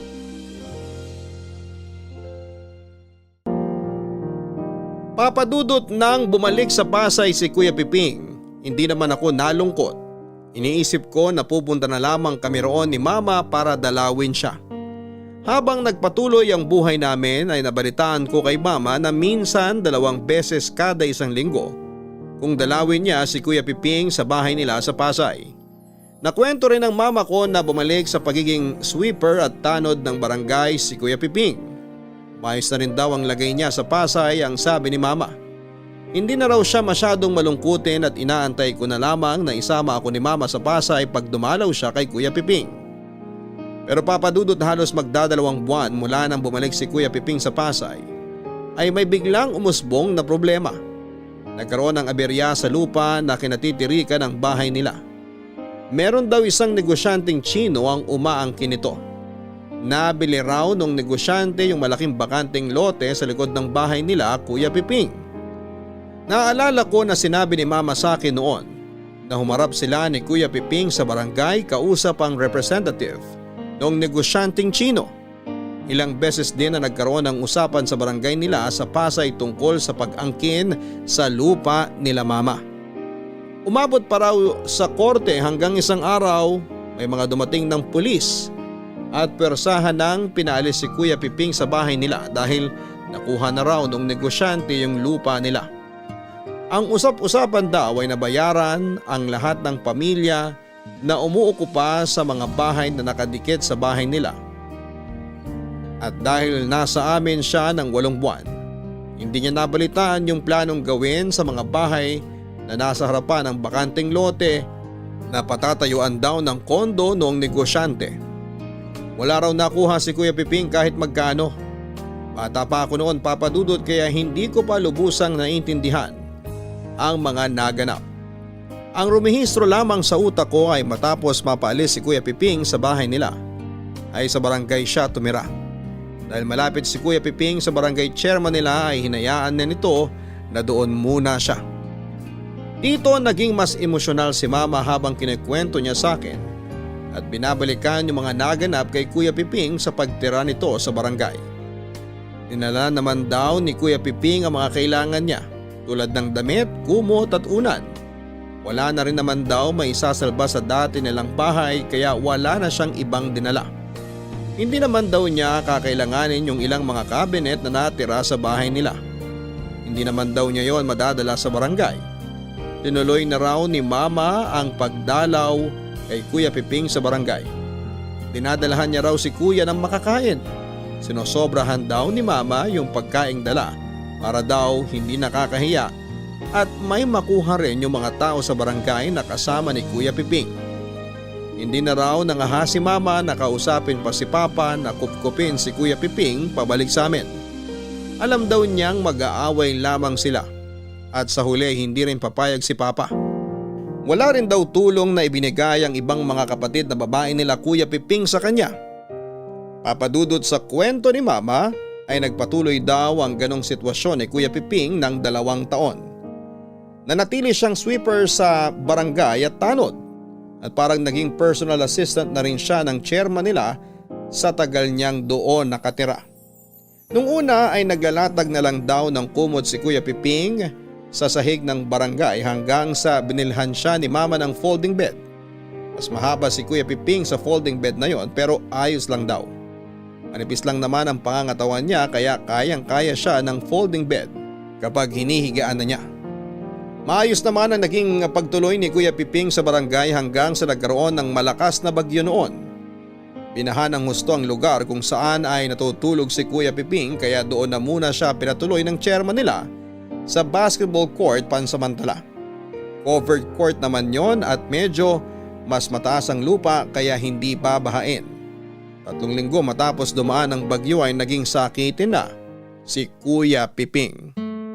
Papadudot 1:49 ng umaga hindi na napigilan ni Mama na umiyak ng malala habang kinikwento ang pagkikita nilang ito ng kuya niya.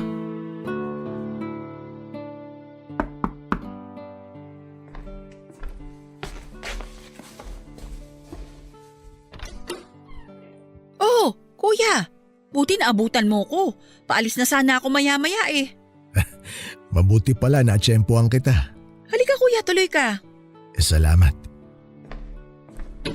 Naunahan mo ako sa pagdalaw ah. Pupuntahan sana kita sa Biyernes. Upo ka muna kuya. Salamat. Pasensya ka na kung naistorbo kita ha. Naku, hindi ka istorbo kuya. Mabuti na rin na ikaw yung nagpunta dito para naman makapasyal-pasyal ka. 8:30 na ng umaga. Nakapag-almusal ka na ba? Hindi pa nga eh. Ganun ba? Oy, sandali, paghahain kita. Sakto, kasi may natira si Jake na 2 pritong itlog at 1 longganisa. Nagsangag din ako ng kanin. Ba't pala ang aga mong dumaan dito, kuya? Nagbakasakali talaga ako na sadyain ka dito ngayong umaga. Umaasa na maabutan kita. Naku, mabuti talaga at naabutan mo ko. Kasi paalis na ako, pupunta ako kina Mrs. Natividad. Halika na dito, kuya. Mrs. Natividad? Teacher ba siya ni Jake? Ah, hindi kuya. Bali siya yung parang naging suki ko na minamasahe. Upo ka na kuya. Nagmamasahe ka na pala ngayon. Oo kuya, nag-aral ako magmasahe. Tapos ngayon, may mga suki na ako. O sige, ubusin mo na lahat yan. May sinangag pa ha kung sakaling mabiting ka dyan. Salamat. Mukhang ayos naman na to. Di rin ako makakain ng maigi nitong mga nakaraan eh. Bakit kuya? May nararamdaman ka ba? Sa totoo lang, hindi ko maipaliwanag, Aida. Para akong nanghihina na ewan. Minsan nahihirapan akong huminga tapos pabalik-balik yung trangkaso ko. Mga 2 linggo na akong ganito. Kuya, baka naman kahit umuulan rumoronda kayo para magtanod. Hindi naman. Siyempre, hindi kami pinaparonda ni Kapitan habang umuulan. Roronda kami kapag tumila na. Kailan ba nagsimula yung nararamdaman mo? Siguro yun, mga 3 araw habang kasagsagan ng bagyo matapos kaming bahain sa barangay. Tapos pinalipat muna ako ni Kapitan dun sa court. Dun na muna ako natulog habang hinihintay na humupa yung baha sa barangay tsaka matapos yung bagyo. Pakiramdam ko nilamig ako eh. Mahangin kasi ron nung bumabagyo tsaka naaanggian ako madalas. Pasensya ka na kuya kung hindi kita pinatuloy dito nung kasagsagan ng bagyo. Alam mo namang… Aida, hindi mo kailangan magpaliwanag. Naiintindihan ko. Ayoko naman na nandito nga ako tapos lagi naman kayong nag-aaway ni Waldo. Tsaka hindi mo naman ako responsibilidad. Bigla kasi akong nakonsensya nung sabihin mong dun ka natulog sa court habang bagyo. Covered court naman yun, kaya may bubong. May kahit na. Sabi mo nga naaanggian ka ron nung bagyo. Pasensya ka na talaga kuya ha. Mula naman nung humupa yung baha sa barangay, doon naman na ulit ako natulog eh. Tsaka ako ang dapat na humingi ng pasensya sa'yo. Kasi pakiramdam ko, ang laki kong inutil eh. Ano ka ba kuya? Huwag mong isipin yan. Hindi ka inutil. Sa totoo lang, may punto naman lahat ng pagbubunga nga ni nanay sa akin noon. Ang hina kasi ng loob ko eh. Hindi ko nga alam kung bakit nagkaganon. Maayos naman ako nung nag-aaral. Mataas naman ang mga grado ko. Naaalala ko nga kuya, madalas kang manalo sa mga contest na sinasalihan mo. Oo nga. Madalas nga akong manalo noon. Lagi akong inilalaban ng eskwelahan ko sa mga public speaking contest. Sabi nga ni nanay, magaling ka raw talaga sa mga ganun nung nag-aaral ka pa. At natapos din doon, Aida. Hindi ko nadala yung galing na yon sa totoong buhay. Ewan ko ba? Hindi ko rin alam kung bakit nakontento na lang ako sa kung ano ang meron ako eh. Tapos hindi na ako nagpursige. Hindi ako naging tulad ng iba na inambisyon na mabago ang direksyon ng buhay nila. Baka masyado ka lang naapektuhan nung iwan ka ng mag-iina mo kuya. Kaya nga siguro nila ako iniwan eh. Kasi wala akong kwenta. Wala na nga akong kwenta, naging sakitin pa. Huwag mong sabihin yan, kuya. May kwenta ka. Ano ka ba? Ay, tsaka kuya, ngayon ko lang napansin. Medyo madilaw pala ang mga mata mo. May nakain ka bang kung ano? Baka may hepa ka ha, kaya ka nang hihina. Ito nga talaga ang ipinunta ko rito, Aida. Hihingi sana ako ng tulong sa'yo na baka pwede mo akong dalhin sa ospital para magpatingin. Pakiramdam ko kasi iba na to eh. Bakit ospital agad, kuya? Mukhang maayos ka pa naman eh. Tignan mo, nakapunta ka pa nga dito oh. May gana ka bang kumain? Meron naman. Meron naman pala eh. Ipahinga mo lang yan. Saka nagpatingin ka na ba sa center? Oo, nanggaling na ako ron. Binigyan nila ako ng gamot para sa trangkaso ko. Yun naman pala eh. Ayos na yan, kuya. Pakiramdaman mo pa. Huwag ka muna magpa-ospital. Hindi mo na kailangan magpatingin doon. Mapapamahal ka pa. Obserbahan mo muna. Simpleng trangkaso lang naman pala yan eh. Papadudot nung 2 taon na nakatira si Kuya Piping sa barangay nila sa Pasay, ay naghanap si Mama ng ibang pagkakakitaan. Hanggang sa naisipan niyang mag-aral ng tamang pagmamasahe.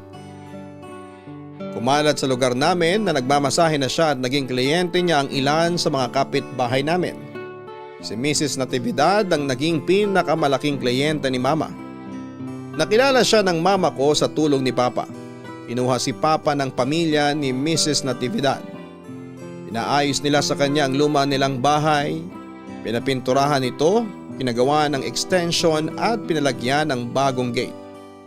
Mula noong may pakilala ni Papa si Mama ay naging regular na tagamasahe na ni Mrs. Natividad ang nanay ko. Tuwing Miyerkules alas 11 ng umaga ang punta niya sa bahay nila. Medyo may edad na si Mrs. Natividad ng panahon na yon. Kaya madalas ay kailangan ng hilutin ang mga paa niya. Dumating ang panahon na higit na sa 1 beses sa 1 linggong nagpupunta sa kanila ang mama ko. Ayon kay Mama, naging malapit daw sila ni Mrs. Natividad at halos na ikwento na raw niya ang buhay niya rito. Kaya biglang gulat ni Mama nang bigla siyang alokin ito na bibigyan ng puhunan para makapagsimula ng maliit na negosyo. Walang tubo ang ibibigay na kapital na yon at hulugan na lang daw ni Mama buwan-buwan. Nung una raw ay hindi makapaniwala si Mama at kinailangan pa siyang kumbinsihin ni Papa para tanggapin ang offer sa kanya ni Mrs. Natividad. Sabi ni Mama, 130,000 daw lahat-lahat ang niabot ni Mrs. Natividad sa kanya. Ang mali lang daw niya ay pumayag siya na si Papa ang humawak ng pera. Kaya nung araw na pumunta si Kuya Piping sa bahay at nakiusap kay Mama na dalhin siya sa ospital para mapatingnan, ay hindi raw alam ni Mama ang gagawin. Gusto niya raw na tulungan si Kuya Piping pero siguradong mag-aaway daw sila ni Papa kung hihingi siya ng pera, lalo na nagagastusin yon para kay Kuya Piping. Sinabi rin ni Mama kay Kuya Piping na sa center na muna magpatingin dahil alam daw niya na kung sakaling malubang lagay ni Kuya Piping ay baka mula sa simpleng check-up ay mauwi yon sa biglang pag-admit kay Kuya Piping sa ospital. Sitwasyon na ayaw sana ni Mama na kahantungan. Pero eto ang hindi ko inaasahan, Papa Dudut. Para akong dinudurog nung makita ko ang nanay ko na halos hindi na makapagsalita sa kakaiyak habang kinikwento niya ang mga sumunod na naganap. 2 araw daw matapos magpunta ni Kuya Piping sa bahay para humingi ng tulong, hindi na raw ito bumangon sa tinutulugan niya sa barangay. Natagpuan na lang siyang walang buhay sa tinutulugan niya. Hinala ng lahat ay nagkaroon siya ng leptospirosis. Lumala ito at naging sanhi ng pagkamatay ni Kuya Piping.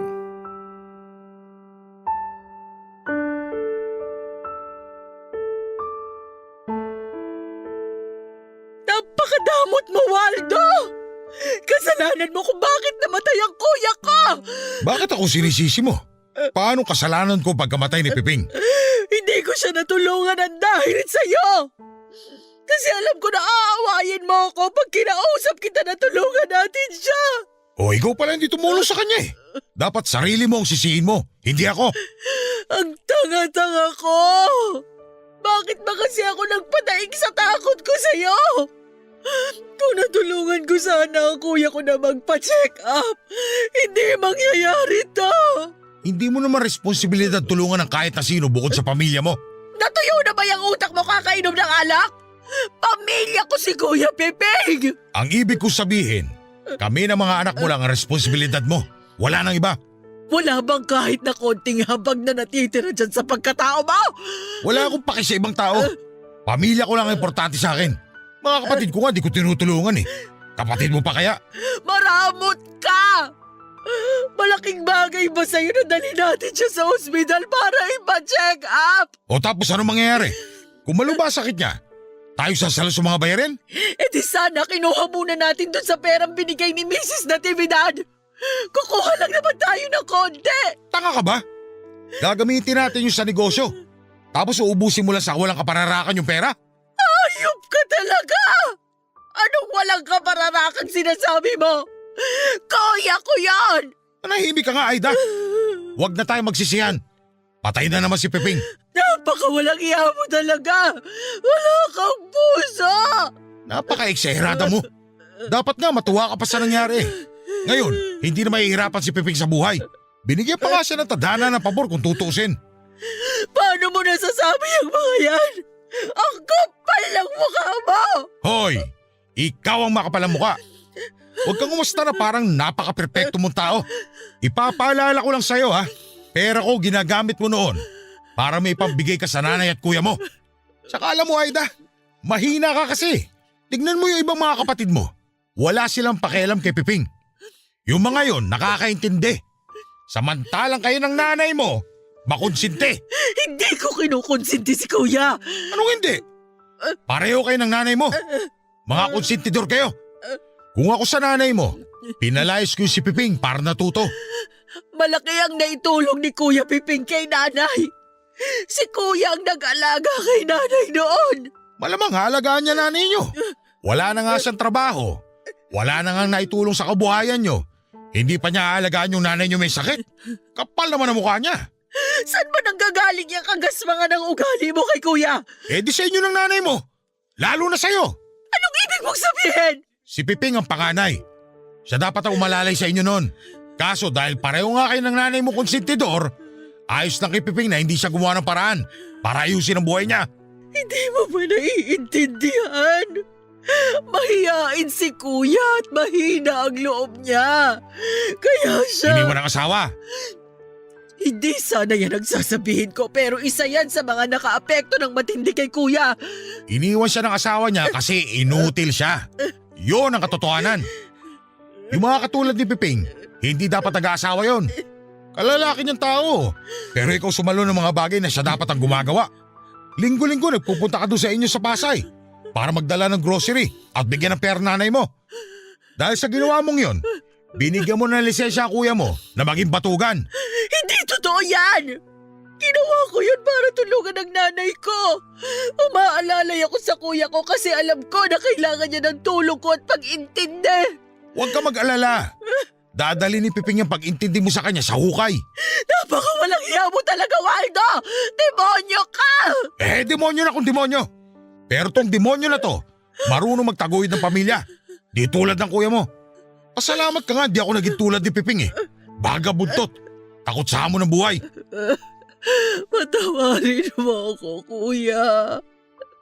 Sana mas natulungan kita nung panahong kailangan mo ko. Huwag ka na nga umiyak dyan. Huwag mo na rin sisihin ang sarili mo. Maswerte ka nga yung barangay na nila Piping sumagot ng burol eh. Pati libing, sasagutin na nila. Isipin mo na lang, natulong mo na yun sa kanya. Tutal, hindi naman niya yun napagandaan. Dahil nga inutil siya.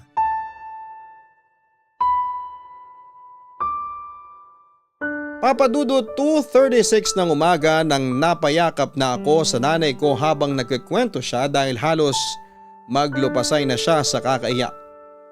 Nanginginig siya at patuloy na humihingi ng tawad kay Kuya Piping sa ginawa niyang pagtanggi ng araw na yon na humingi ito ng tulong na magpatingin sa ospital.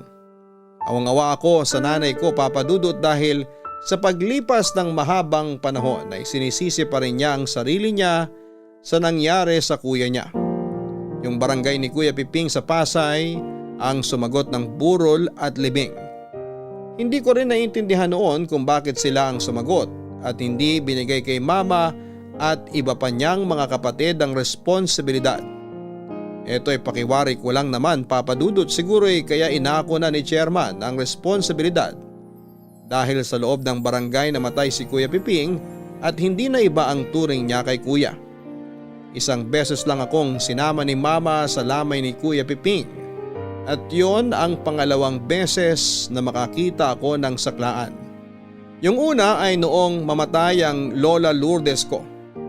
At yung bisita ko na yon sa lamay ni Kuya Piping ang sumunod na pagkakataon na nakita ko siya matapos siyang paalisin ng tatay ko at pabalikin sa bahay nila sa Pasay. Isa pa sa mga napakalaking pangihinayang ni Mama base sa kwento niya, Papa Dudut, ay wala rin daw nangyari sa puhunang pinahiram sa kanila ni Mrs. Natividad.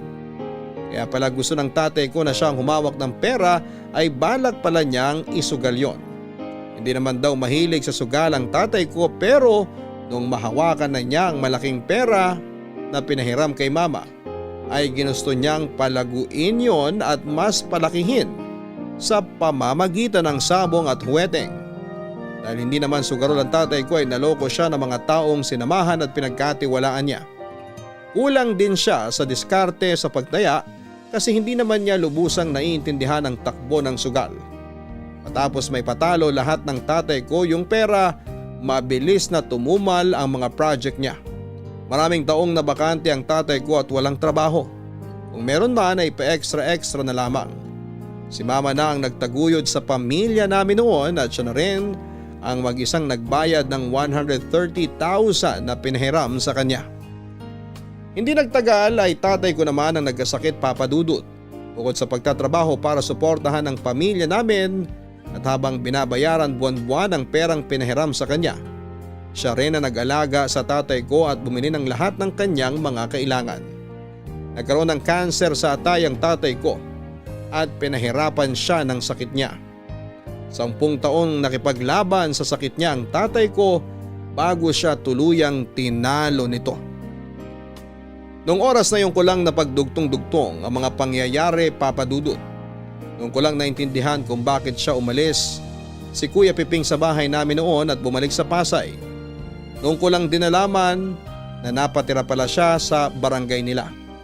Minabuti na rin siguro ni Mama na hindi na ikwento sa akin kasi tuwing susubukan niyang magkwento ay bumubuka ulit ang sugat na iniwan ng mga pangyayari sa kanya. Papa Dudut, 4 na beses ko lang nakitang umiyak ang nanay ko. Una noong namatay ang nanay niyang si Lola Lourdes. Pangalawa noong mamatay si Kuya Piping. Pangatlo noong mamatay si Papa at pang-4 noong 80th birthday niya. Siguro kasi hindi pa niya napapatawad ang sarili niya dahil sa pagtangging ginawa niya kay Kuya Piping na ipa-check up at sa naging resulta ng desisyon niyang yon. Abay tatawang nanay ko at wala siyang inaagrabyadong tao. Hindi ko napansin na may bagahe pala siyang ganon kabigat. Hindi ko siya natulungan sa daladala niyang yon dahil wala akong kaalam-alam sa bitbit niya. Sa kabila ng tuwa at saya na nakikita namin sa mga tawang naririnig namin sa kanya, may parte ng puso niya na durog pala. Ngayong alam ko na may ganong iniinda si Mama ay maaalayan ko na siya ng tama. Matutulungan ko na ang nanay ko, Papa Dudut. Hindi na namin to napag-usapan pero sa tingin ko ay kaya rin siguro ganon na lamang kung tumulong sa iba si Mama kasi takot na siya na baka may mangyaring hindi maganda kapag tumanggi siya. Ginawa niya ang pagtulong hindi lang para mapasaya ang iba, kundi para mapasaya ang sarili niya. Pag nakikita niyang masaya yung tao sa tulong na naibigay niya ay naiisip niyang siguro na masaya rin si Kuya Piping niya. Pag nabibigyan ni Mama ng oportunidad na mapabuti ang sitwasyon ng iba, nakakatulong din yon sa pag-usad niya. Unti-unti ay makakawala rin ang nanay ko sa hawla ng konsensya niya at sisiguraduhin kong nandun ako sa araw na tuluyan na siyang palalayain ito. Maraming salamat Papa Dudut sa pagkakataon na mapakinggan ang kwento ng nanay kong si Aida. Nawa marami ka pang kwentong mabasa na makakatulong sa mga nagpadala na gumaan ang damdamin nila. Ang inyong forever kapuso at kabarangay, Jake. Mga kabarangay, marami sa atin ang inuuna ang iba bago ang sarili nila. Wala namang masama bagkus ito po ay isang marangal na gawaing iilan lamang ang totoong nakagagawa. Siguro ang kailangan nating maintindihan ang gusto na kahit na isang gawaing marangal ang pagtulong sa tao ay pag napabayaan magdadala po ito ng hindi magandang epekto sa iyo. Masarap nga sa pakiramdam ang tumulong pero pag hindi nabantayan, pwede itong maging dahilan na maging palaasa yung taong tinutulungan at maging batugan. Alalay lang sa pagtulong mga kabarangay.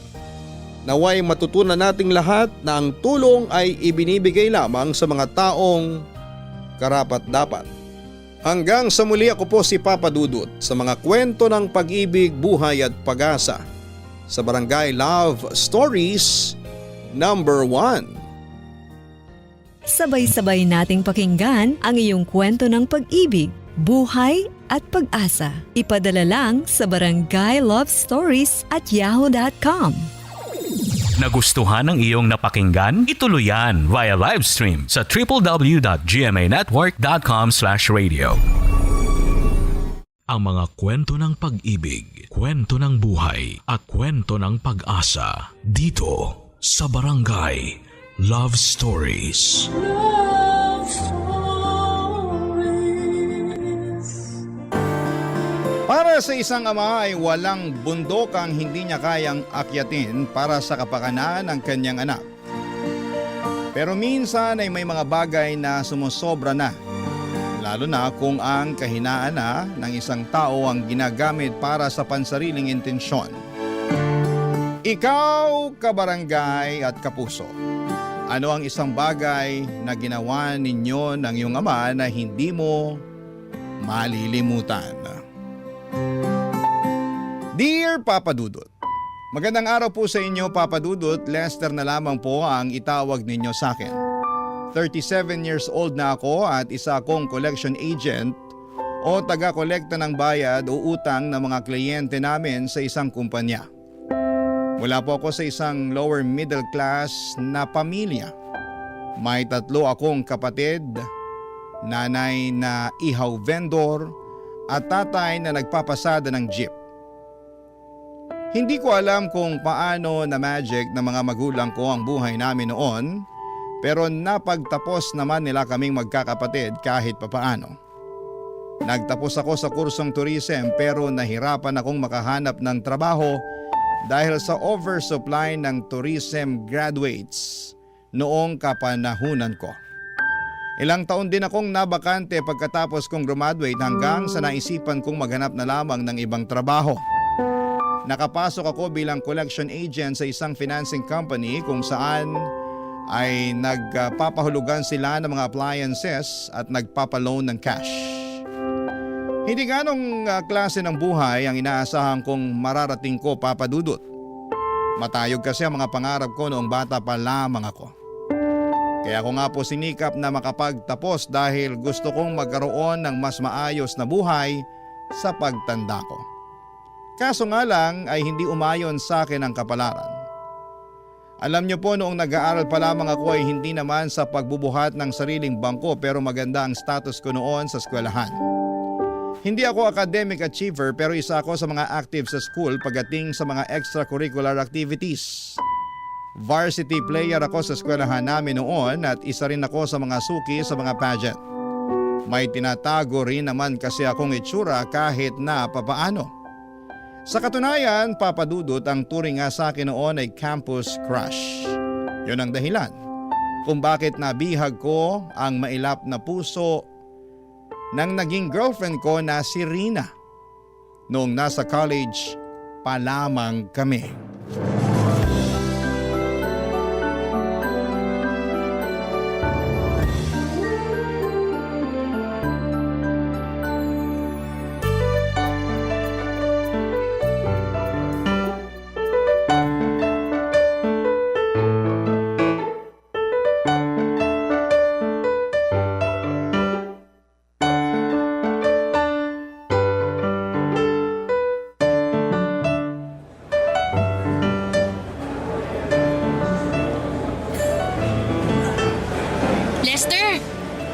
lang pala. Kanina pa kita hinahanap. Nag-message ako sa'yo, sabi ko nasa cafeteria ako. Kakatapos lang ng klase ko eh. Nag-reply ka ba? Hindi ko nabasa lobat ako. Kararating mo lang dito sa school? Oo, hindi ako nakapasok sa first class ko. Nahuli ako ng gising Pinag-overtime ba naman ako sa trabaho kagabi? Kaya madaling araw na ako nakauwi. Bakit ka nag-OT? Sinasante kasi yung isa kong katrabaho. Understaff tuloy kami. Iwan ko ba sa boss namin? Naturingang sikat na fast food yung minamanage, pero nagtitipid naman sa empleyado. Nag-breakfast ka na ba? Kumain ka muna. Hindi pa nga pero wag na. Haba ng pila Magsisimula na rin maya-maya yung klase ko. Heto, kainin mo na lang tong extra rice ko. Hati na lang tayo dito sa ulam. Ayan, mas mabuti pa. Kanina pa kumakalam yung sikmura ko Nga pala, nadala mo ba yung hiniram ko sa'yo? Oo. Heto, 2,000. Salamat! Promise, ibabalik ko rin to next week kapag may sahod na ako. Saan mo ba gagamitin yan? Pambayad ko ng renta sa boarding house. Ilang araw na akong kinukulit ng landlady namin Nakakairita. Hirap talaga sa buhay kapag walang-wala ka, no? Di bale, bayaran mo na lang yan kapag may extra ka na. Gamitin mo na lang muna yung sahod mo next week sa mga kailangan mo pambayaran. Salamat Buti na lang, malawak yung pangunawa mo. Hindi katulad ng iba dyan, hindi marunong umintindi. Yung prof ko, yung boss ko, pati yung landlady. Nakakainis. Kapag ako talaga yumaman, nako, dead ma ako sa kanilang lahat. Kaya nga tayo nag-aaral ng mabuti para yumaman Ay hindi. Ako mag-aasawa na lang ng AFAM para makaahon agad sa hirap. Kahit matandang mayaman pa yan, papatulan ko makaalis lang ako sa impyernong buhay na to. Uy, teka. Sinasabi mo ba na hindi ako yung aasawahin mo? Bakit? Mayaman ka ba? Sabi ko naman sa'yo, gusto ko makapangasawa ng mayaman, di ba? Yung may sariling kotse, may swimming pool sa bakuran, de-air ko ng buong bahay. Kung ganun ka na, sige, aasawahin kita. Hayaan mo, magpapayaman ako para sa'yo. Yan! Ganyan dapat. Mag-effort ka para naman may rason kung bakit kita sinagot. Bakit mo nga pala ako sinagot? Hindi naman ako mayaman. Pogi ka Okay na yun. At least may shota akong pogi. Ay, kakainin mo pa ba yung rice mo? Ako nauubos. Sige, sa'yo na to. Salamat! Akin na rin tong soft drinks mo Aga-aga nagsusoft drinks ka.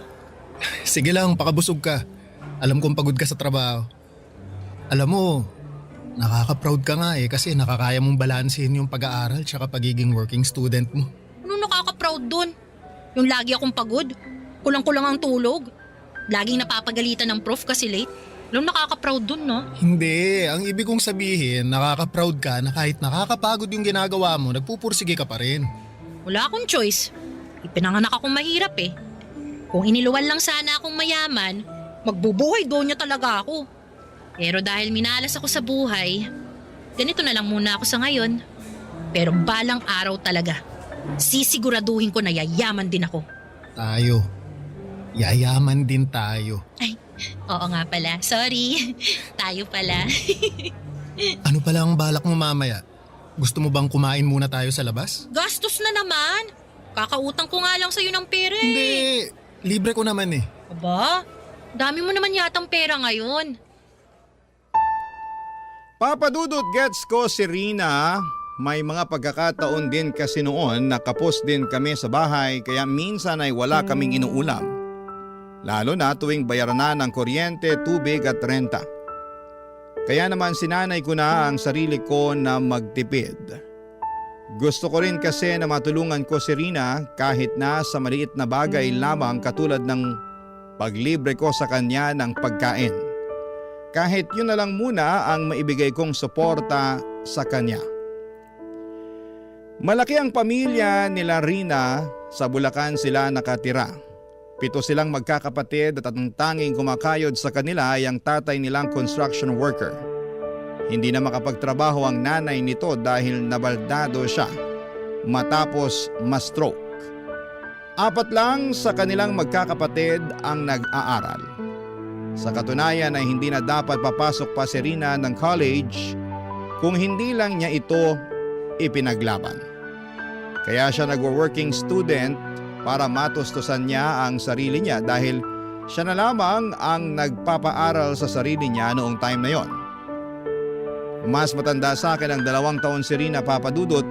Ilang beses siyang natigil sa pag-aaral kaya pareho pa lamang kaming first year college nung nagkakilala kami. Naging magkaklase kami sa isang minor subject. Naalala ko pa unang araw noon ng klase noong nagkaroon agad kami ng surprise quiz. Late siyang dumating at walang dalang ballpen, walang dalang papel. Ako ang nag-provide noon sa kanya, Papa Dudut, dahil naaawa ako. Hanggang sa araw-araw na siyang tumatabi sa akin dahil ako na ang tagabigay sa kanya ng papel. Naging magkaibigan kami at kalaunan ay nagkaroon ng magandang ugnayan. Niligawan ko siya at bago natapos ang first semester ay naging kami, Papa Dudut. Tumagal ang relasyon namin hanggang 3rd year college, pero bago pa man magsimula ang bagong school year, ay nagkaroon kami ng matinding problemang dalawa, Papa Dudut.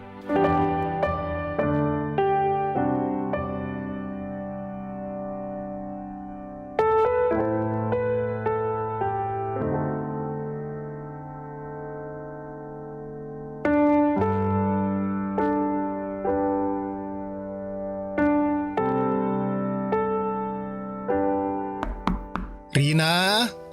Tao po! Lester? Anong ginagawa mo rito? Halika nga, nasisiraan ka na ba ng ulo? Teka, saan mo ako dadalhin? Dito tayo sa tabi, baka makita ka ng tatay ko. Anong ginagawa mo rito? Hindi ka nagre-reply sa mga text ko eh. Di ka rin sumasagot sa tawag. Nag-aalala kasi ako sa'yo. Ang OA mo naman. Di lang nakapag-reply, pupuntahan mo na ako agad dito sa Bulacan. Enrollment na kasi. Gusto ko sana nasabay na lang tayong mag-enroll. Mauna ka nang mag-enroll. Hindi pa ako makakaluwas ngayon. Eh bakit naman? May problema kami ngayon dito sa bahay. Anong problema? Baka sakaling makatulong ako. Wala. Wala kami itutulong sa problema ko. Ay Rina, boyfriend mo ako. Alam mo naman nagagawa ako ng paraan para matulungan kita eh. Teka, ano tong nasa balikat mo? Wala to. Patingin nga. Wala to sabi! Ano yan? Pasaba yan? Rina. Oo, pasato! Obvious ba? Bakit? Anong nangyari sa'yo? Binato ko ng tatay ko ng baso. Hindi lang niya ako binato, sinampal din niya ako. Binugbog. Ano, masaya ka na? Nalaman mo ng totoo! Bakit kanya binubugbog? Gusto mo bang magsumbong tayo sa barangay? Sira ulo ka ba? Ipapabarangay ko tatay ko? Eh bakit ka nga niya binugbog? May ginawa ka ba? Wala akong ginawa. Ikaw ang may ginawa. Pinuntis mo ko. Buntis ka? Oo. 2 buwan na. Teka sandali. Paano? Kailangan ko pa bang i-explain sa'yo kung paano nabubuntis ang isang babae?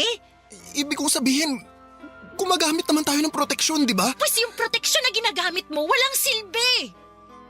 Anong gagawin natin ngayon yan? Anong klaseng tanong yan? May magagawa pa ba tayo? Nandito na to. Teka, anong sinabi ng tatay mo nung nalaman niya ang totoo? Pinagtigil niya ako sa pag-aaral. Pagkatapos kong ipanganak to, maghahanap ako ng trabaho para may pambuhay ako sa batang to. Hindi mo natatapusin pag-aaral mo? Lester, ipinaglaban ko na tong pag-aaral ko sa tatay ko tapos ngayon, buntis ako. Ano pang laban ko kung sinira ko na yung tiwala niya? Hindi niya na ako papayagang mag-aaral pagkatapos nito. Pero, Rina, sayang naman yung nasimulan mo. Sino naman mag-aalaga ng bata pagkapanganak ko? Mga kapatid ko na walang silbi. Nanay ko na baldado. O yung tatay ko na busy sa pagkayod. Huwag kang mag-alala, papanindigan ko naman yung bata eh. Aba dapat lang. Sino ba nagsabing hindi? Ikaw ang may kasalanan ng lahat ng to kaya wag mo akong takasan. Alam ko na, gusto mo bang kausapin ko na lang tatay mo? Para saan pa? Gusto mo rin ba makatikim ng bugbog? Baka mamaya pagsabayin pa tayo eh. Alam mo, umuwi ka na lang. Tsaka na lang natin to pag-usapan kapag kalmado ng lahat. Eh paano ka? Nag-aalala ako para sa'yo eh. Kaya ko ng sarili ko. Masasaktan ako ng tatay ko pero hindi niya ako magagawang patayin. Kaya huwag ka mag-alala. Balitaan mo ako ah. Tawagan mo ako agad kapag nagka-problema ka. Problemahin mo muna kung paano mo sasabihin sa magulang mo na nabuntis mo yung syota mo. Tsaka natin pag-usapan ulit kung anong mangyayari. Sige, tatawagan kita mamaya pagka uwi ko. Rina, alagaan mo sarili mo ha. Oo na. Umalis ka na. lalabas na maya-maya si tatay para magtrabaho. Baka makita ka pa niya. Naku, iinit na naman ulo nun. Sige. Ay, sandali lang. Bakit? Ano yun? May kailangan ka pa? May extra ka ba dyan? Pahiram naman ako kahit 100 lang oh.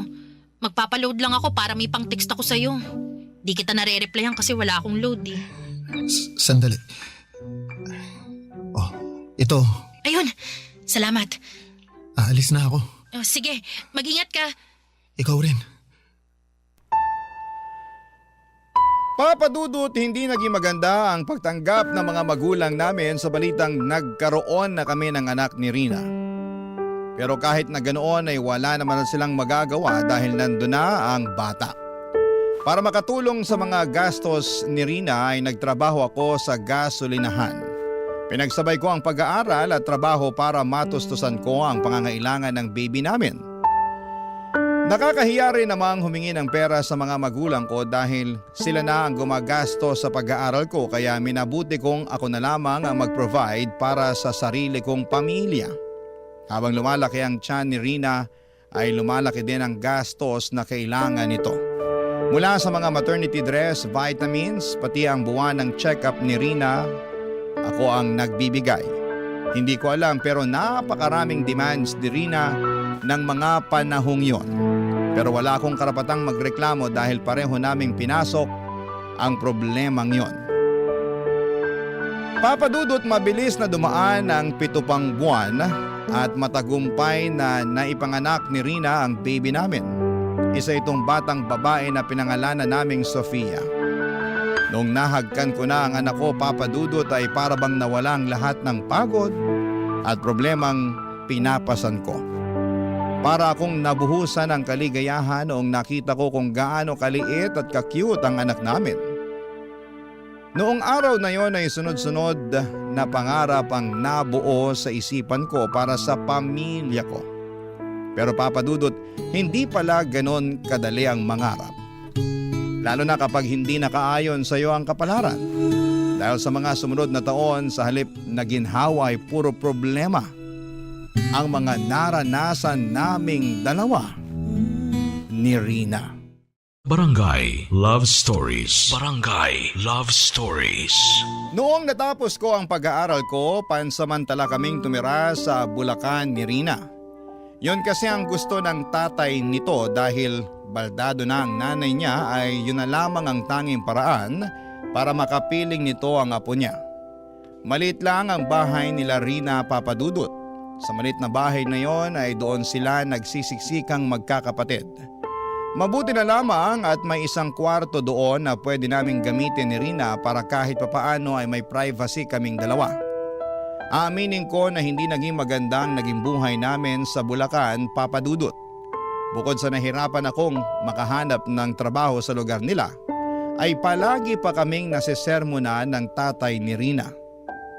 Palagi niyang ipinamumukha sa amin ang pagkakamaling nagawa namin at yun nga po ang pagkakaroon namin ng anak sa murang edad. Bawat galaw namin doon ay may halong panunumbat. Kapag pumalag kami ay pareho niya kaming sinasaktan at wala kaming magawa noon dahil nakatira kami sa pamamahay nila. Kahit papaano ay hindi rin naman po ganoon kasama ang tatay ni Rina. Paminsan-minsan kapag maganda ang mood nito, katulad na lamang tuwing sahuran ay binibilhan niya ang anak namin ng diaper o di kaya ay gatas. Pero kapag tagipit ay sa amin talaga siya nagpapalipas ng sama ng loob. Habang wala pang nahahanap na maayos na mapagkakakitaan ay sumasama ako noon sa trabaho ng tatay ni Rina para umextra sa construction, samantalang si Rina naman ay nagbabahay-bahay para magtinda ng ukay. Doon kami kumukuha ng panggastos namin para kay baby. Kasabay ng paglaki ng anak namin ay mas lalo pa naming naramdaman ang kahirapan ng buhay, Papa Dudut.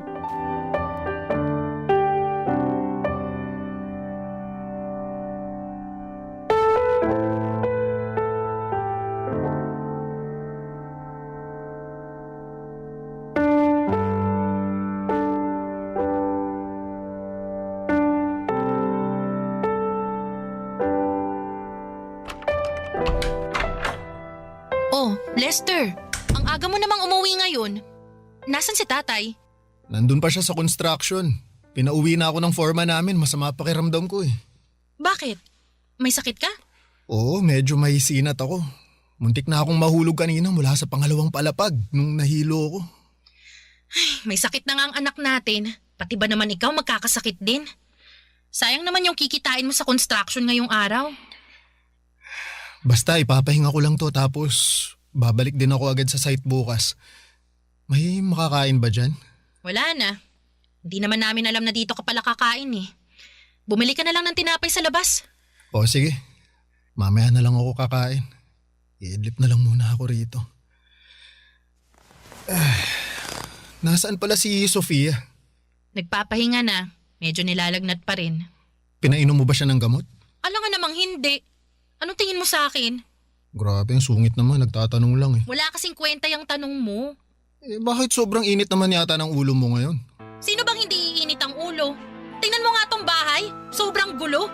Ang liit-liit na nga lang, ang dami pang kalat. Tapos ngayon nandito ka kasi masama pakiramdam mo. Eh di mas lalo na namang nasira yung mood ko. Sayang yung isang araw sanang sasahurin mo. Babawi naman ako bukas eh. Mas gusto mo ba yung sige pa rin ako sa trabaho kahit na hindi maganda yung pakiramdam ko? Paano kapag nadisgrasya ako dun? Eh di mas malala yung problema natin kapag nagkataon. Tinatanong mo kung anong gusto ko? Hindi yun ang gusto ko, Lester. Hindi ganitong klase ng buhay ang gusto ko. Hanggang ganito na lang ba tayo? Halos 2 taon na yung lumipas simula nung nakapagtapos ka. Anong ginawa mo? Hanggang construction ka na lang ba? Anong silbi nung diploma mo na 4 na taon mong pinaghirapan? Asan na yung mayamang buhay na ipinangako mo sa akin? Tutuparin ko naman yan eh. Kailangan mo lang ng konting tiyaga, ha? Tuloy-tuloy pa rin naman ako sa paghahanap ng trabaho. Sadyang minamahalas lang talaga ako. Ang sabihin mo, hindi ka lang marunong dumiskarte. Paano ka pa makakapagtrabaho sa hospitality niyan? Kaya ka nga nag-tourism, di ba? Kasi may itsura ka. Hindi ba ang hanap nila sa mga ganyang klaseng trabaho yung magandang itsura? Tingnan mo nga itsura mo ngayon. Ang dugyot mo na nga tingnan, no? Pati sarili mo hindi mo na kayang alagaan. Siyempre, araw-araw akong babad sa initan. Palagi akong nagbubuhat ng buhangin at mga hollow blocks, madudumihan talaga ako. Iisipin ko pa ba itsura ko kaysa sa kapakanan natin? Hindi naman tayo mapapakain itong itsura ko eh. Ayoko na ng ganitong buhay. Araw-araw ko na lang pinoproblema kung paano pagkakasyahin yung pagkain natin. Palagi ko na lang tinitipid yung gatas ni Sofia. Tapos, nandyan pa si tatay na wala nang ibang ginawa kundi magbunga nga kapag nalalasing. Sorry, konting tiis na lang. Gagawa ako ng paraan. Ayoko nang magtiis. Buong buhay ko lagi na lang ako nagtitiis. Kung ganun, bumalik na lang tayo sa Maynila kung gusto mo. Ano namang gagawin natin doon? Doon tayo kina nanay tumira. Mas maganda yung oportunidad doon, mas maraming trabaho. Pati ikaw, pwede kang magharap ng trabaho kasi pwede mo nang iwan si Sofia sa mga magulang ko kung sakali. Matagal na rin kasing nare-request ni nanay na makita si Sofia eh. Baka naman mamaya, alilain ako ng mga magulang mo doon sa pamamahay nila, ha? Hindi yun mangyayari. Nakasama mo naman na sina nanay at tatay, di ba? Mababait sila. Anong mababait? Eh hindi nga maganda yung tingin sa akin ng nanay mo nung una kami nagkita eh. Ano ka ba? Mas gusto nga ni nanay na doon na lang tayo sa kanila tumira eh. Paano kung hindi pumayag si tatay? Matatanda na tayo. Kaya naman na siguro nating magdesisyon para sa sarili natin. Sige, kakausapin ko si tatay. At kung ayaw man niya, aalis pa rin tayo. Wala na siyang magagawa sa magiging desisyon natin. Basta, siguraduhin mo lang na pagkaalis natin dito, magiging maayos na yung buhay natin, ha? Oo, pangako.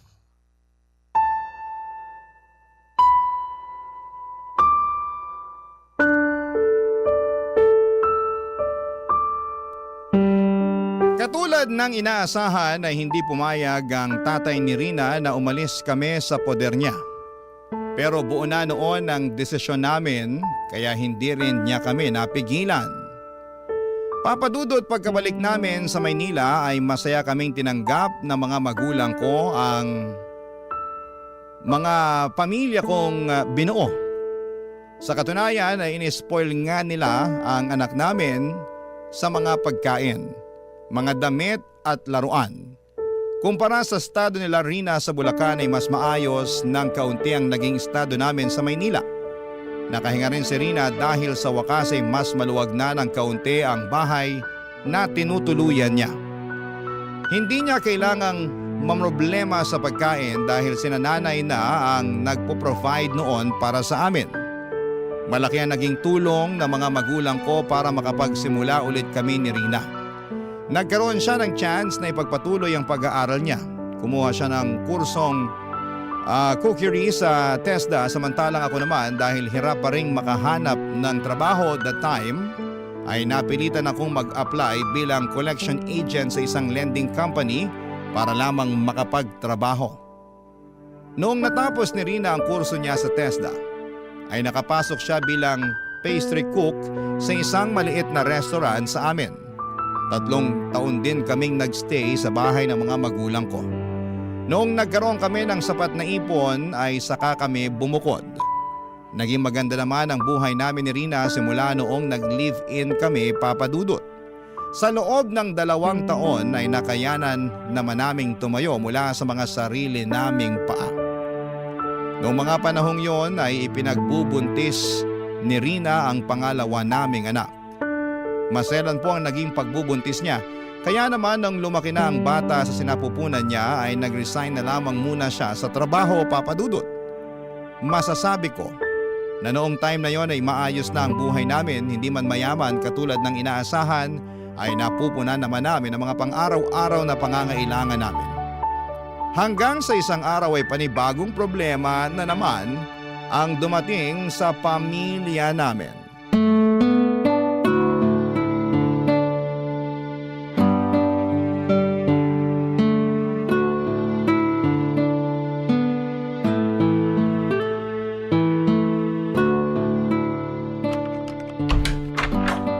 O Rina, nakauwi na pala kayo. Kumusta yung check-up ni Sofia sa ospital? May sakit si Sofia. Ha? Anong sakit niya? Meron daw siyang sakit sa puso. Ano yun? May problema siya sa puso? May butas daw sa puso niya. Hindi ko alam kung saang parte yung tinutukoy ng doktor eh. Hindi ko na napakinggan yung ibang sinabi niya. Umiikot na yung mundo ko kanina nung nalaman kong may problema ang puso ng anak ko. Basta, ang sabi, naghahalo daw yung oxygen tsaka kung ano man. Basta ganun. Anong ganun? Hindi mo man lang ba klinaro sa doktor kung anong sakit ng anak natin? Paano ko ikaklaro eh, umiiyak na nga ako. Katatapos ko lang mga anak, Lester. Hindi ko na alam kung anong pinaggagawa ko doon. Kung bakit kasi ako pa yung inutusan mong magpa-check up eh. Mas inuna mo pa yung trabaho mo kaysa sa anak mo. Sabihin mo sa akin kung sinong doktor ang tumingin sa kanya. Babalik ako doon bukas. Basta may butas yung puso ng anak natin, yun ang klaro. Kaya pala lagi siyang hinihingal at madaling mapagod kapag naglalaro. Pero bakit ngayon lang nila nalamang may butas pala yung puso ni Sofia? Bakit hindi nila na-detect yun nung baby pa lang siya? Ewan ko. Hindi naman tayo madalas magpa-check up noon eh. O baka bobo lang talaga yung doktor na tumingin sa kanya dati, ewan ko. Ano raw gagawin? Paano natin maaayos yung sakit niya? Kailangan daw niya magpa-opera sa lalong madaling panahon. Di pa-opera natin siya bago pa lumala yung sakit niya. Naririnig mo ba yung sinasabi mo? Saan tayo kukuha ng pampa-opera? Alam mo ba kung gaano kamahal ang open heart surgery? Open heart surgery? Oo! Hindi mo alam kung ano yon? I-search mo na lang online. Sawa na akong mag-explain sa'yo. Dami mong tanong. Basta ang kailangan natin ngayon, maipa-opera si Sofia dahil may butas sa puso niya. Ang problema, wala tayong pera. Saan tayo huhugot ng pampa-opera niyan? Susubukan kong humiram ng pera kay nanay at sa mga kapatid ko. Hindi lang sana ako tumigil sa trabaho. May ipon na dapat tayo ngayon eh. Tapos, sumabay pa tong pangalawang anak natin. Bakit ngayon pa nagsabay to kung kailang katatapos lang natin gumastos? Diyos ko, saan na tayo kukuha ng pera niyan? Rina, huwag kang mag-alala. Gagawa ko ng paraan. Huwag mag-alala? Kapag ba sinabi mo yung mga katagang yan, mawawala na lang yung pag-aalala ko. Gumawa ka ng paraan para hindi ako mag-alala. Susubukan kong mag-loan sa pinagtatrabahuhan ko. Lalapit din ako sa mga politiko. Baka sakaling may maibigay silang kunting tulong sa atin. Makakabuo ka ba ng 250,000? 250,000? ganun kamahal yung operasyon? Yun daw yung kailangan nating ihanda, pero depende pa sa procedure. Pwede pang tumas yung gastos. Ano ba to? Hindi na tayo nawala ng problema. Ano? Suko ka na? Ganito ba yung buhay na ibibigay mo sa amin? Kailan ko matitikman yung yaman na ipinangako mo sa akin noon? Gagawa ako ng paraan. Magtiwala ka lang sa Ay akin. naku, lagi na lang ganyan! Lahat naman ginagawa ko para sa atin eh. Hindi naman ako nagkukulang. Hindi ka nga nagkulang! Hindi ka rin naman sumapat! Ay, malas naman ang buhay na to! Ipinanganak ka na nga mahirap. Kung kailan pangat na, tsaka hihilahin ulit sa kahirapan. Ano bang kasalanan ko? Bakit kailangan ko mamuhay ng ganito? Wala ka namang ginawang mali eh. Malalampasan din natin to. Basta magtiwala ka lang. Pagod na akong magtiwala. Ayoko na umasa. Baka alis na nga. Rina, saan ka pupunta? Magpapahangin lang sa labas. Kailangan kong huminga. Ikaw na munang bahala dyan. Kung saan-saan ako lumapit para makahingi ng tulong, Papa Dudut. Mabuo lamang ang perang gagamitin para sa operasyon ni Sofia. Mula sa mga kamag-anak, kaibigan, politiko at mga organisasyon. Lahat sila ay nilapitan ko na. Mapalad ako dahil nag-abot naman sila ng tulong kahit papaano. Nakapagbenta na rin ako ng ilang gamit, lahat ng itinatago kong yaman ay nailabas ko na. Nakapag-loan na rin ako sa iba't ibang lending companies, pero kahit na anong gawin ko ay hindi ko pa rin nabubuo ang kalahating milyon na kinakailangan para sa operasyon ng anak ko. Halos mabaliw na ako noon sa kakaisip kung saan ako huhugot ng pera. Hindi ako makatulog sa gabi at hindi rin ako makapag-focus sa trabaho dahil sa mga pinagdadaanan naming problema. Araw-araw akong pinipressure ni Rina sa puntong wala na akong maisagot sa mga katanungan niya. Kung pwede lang sanang isang lako ang kaluluwa ko ay gagawin ko yon, Papa Dudut, para lamang sa anak ko. Pumasok na nga rin sa isipan ko noon ang mang-hold up ng bangko. Pero naisip ko na kapag ginawa ko yon ay baka mas lalo lamang akong karmahin sa gagawin ko. Ayoko rin naman na manggagaling sa nakaw ang pagpapagamot ko sa anak ko. Nung wala nang mahintay pa si Rina, Papa Dudut, siya na mismo ang gumawa ng paraan para masolusyonan ang problema namin. Pero Papa Dudut, hindi ako makapaniwala sa naisip nitong remedyo para lamang mabuo ang perang kinakailangan namin noon para sa anak namin. Barangay Love Stories. Barangay Love Stories. Sa buong buhay namin ni Rina bilang magpartner ay lagi ako ang gumagawa ng paraan para ma-resolba ang mga dumarating na problema sa buhay namin. Nasanay ako na ako lagi ang humaharap at nagbibigay sa mga pangangailangan namin dahil alam ko sa sarili ko na yon ang trabaho ko. Ayoko kasing isipin ni Rina na wala akong kwentang ama sa mga anak namin. Pinangakuan ko siya ng magandang buhay kaya kahit na anong mangyari ay gagawin ko ang lahat para maibigay ang pangakong yon. Pero sa pagkakataong yon ay medyo sumobra na si Rina sa ginawa niya. Isang araw pagka-uwi ko galing sa trabaho ay nagulat ako nang pakitaan ako ni Rina ng 100,000 piso. Noong tanungin ko siya kung saan niya ito nakuha ay wala siyang binanggit tungkol sa pinanggalingan nito. Basta ang sinabi niya ay down payment lamang daw yon nang hiniram niyang pera mula sa isang tao. Nang oras ding yon ay inutusan niya akong magbihis. Ang sabi niya ay kailangan ko raw magsuot ng magandang damit dahil may nahanap siyang racket para sa akin. Wala siyang binanggit kung ano ito basta ang sabi niya ay kailangan ko raw puntahan ang isang address para makuha ko ng buo ang perang hiniram niya. Nakaramdam ako ng pag-asa noong sa wakas ay nalaman kong mabubuo na namin ang pampaopera para sa anak namin. Kaya kahit walang kasiguraduhan kung saan ako pupunta ay agad akong nagbihis at nagpunta sa address na tinutukoy ni Rina. Sa isang sikat na condominium building ako dinala ng address na ibinigay ni Rina. Noong nagpakilala ko sa lobby ng naturang lugar ay agad nila akong pinapasok sa kwarto ng isang boy. Kabado man sa racket na nahanap ni Rina ay matapang kong hinarap ang taong tinutukoy niya, Papa Dudut.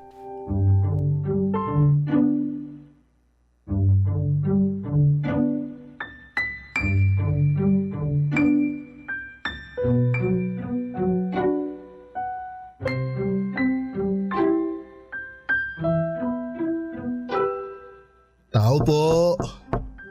Sandali lang. Yes? Magandang gabi po. Ikaw po ba si Boy? Ako nga. Ikaw si Lester, yung pinadala ni Rina? Ako nga po. May trabaho raw po kayo para sa akin?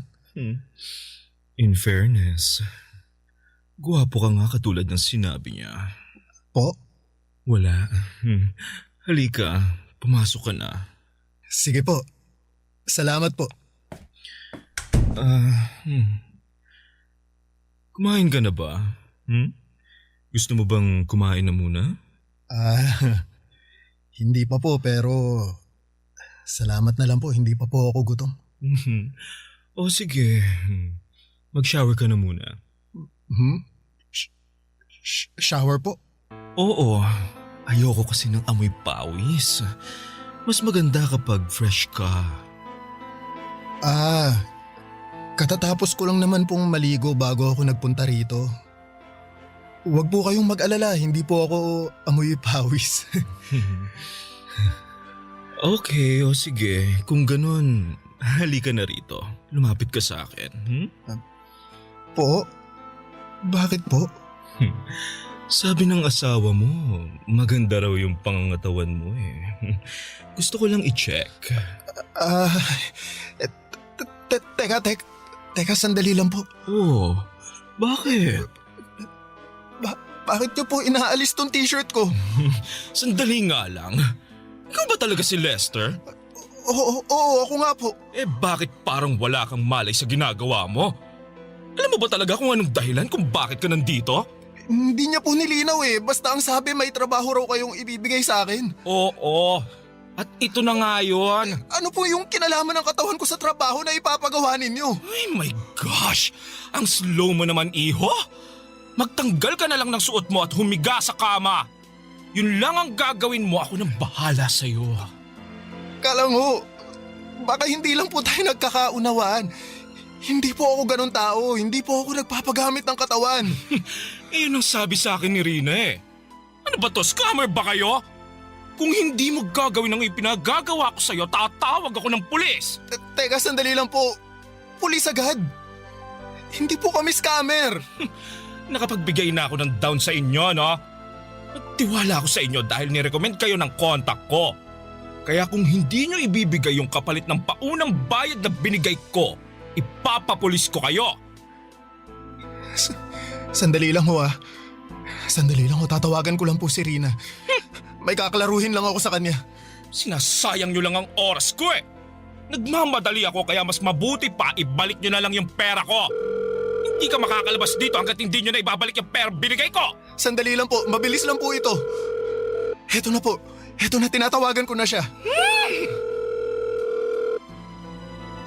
Hello, Lester. Tapos ka na ba? Ang bilis naman yata. Hello, Rina. Anong tapos na? Alam mo ba kung anong gulo tong pinasok mo? Anong gulo? Bakit? Nanggulo ka ba dyan? Pinag-uubad ako ng bakla dito. Anong inaasahan mong gagawin ko? Aba malamang, di ibigay mo kung anong gusto niya. Ikaw yung kapalit ng perang hinihiram natin sa kanya. Kailangan niya ng boylet kaya ikaw yung binenta ko. Ano? Anong pinagsasasabi mo? Kailangan natin ng pera para sa anak natin, di ba? Kaya huwag ka na magreklamo dyan. Hindi ko kayang gawin yung pinapagawa niya sa akin.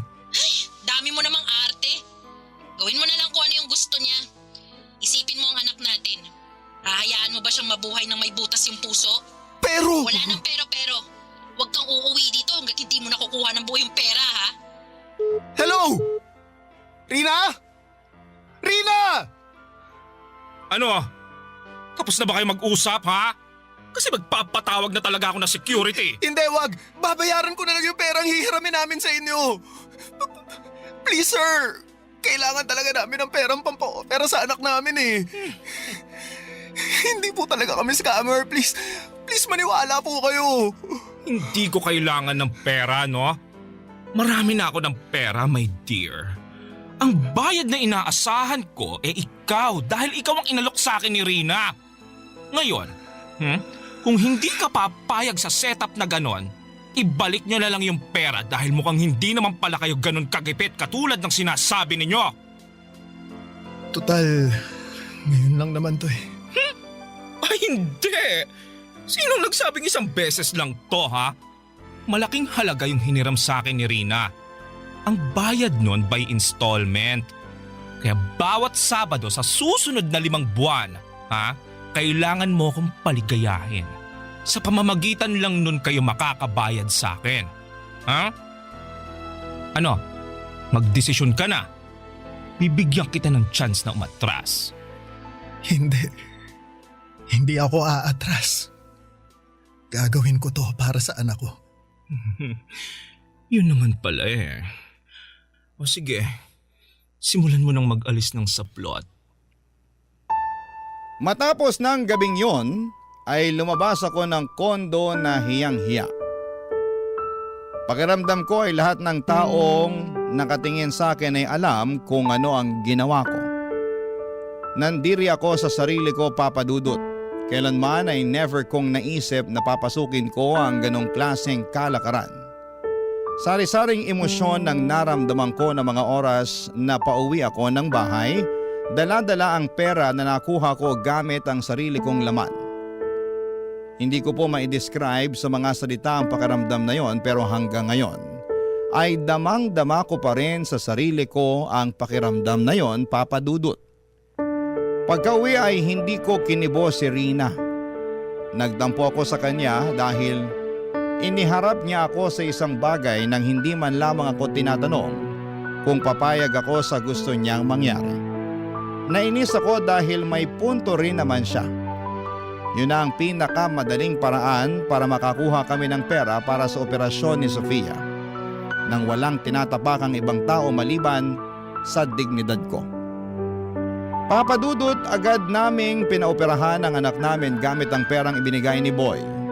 Sa awa ng Diyos ay naging matagumpay naman ang naging surgery nito. Halos 2 linggo ring nanatili si Rina at Sofia sa ospital habang nagpapagaling ito. Kasabay nito ay nagpatuloy ako sa pagbabayad ng utang namin kay Boy. Naisip ko noon na pwede naman namin siyang takasan at magtago na lamang sa ibang lugar, pero may pinirmahang kaming kontrata sa kanya na maaari na ipakulong niya kami kung sakali mang pagtaguan namin si Boy. Isa pa ay ayoko ring madamay ang anak namin sa gulo, kaya naman minabuti kong resolbahin ang mga ito ng patas. Sa mga sumunod pang buwan, tiniis ko ang bawat gabing kasama ko si Boy. Hindi naglaon ay namanhid na lamang din ako sa ginagawa ko hanggang sa unti-unti ay nabayaran ko rin ang pagkakautang namin sa kanya, Papa Dudut.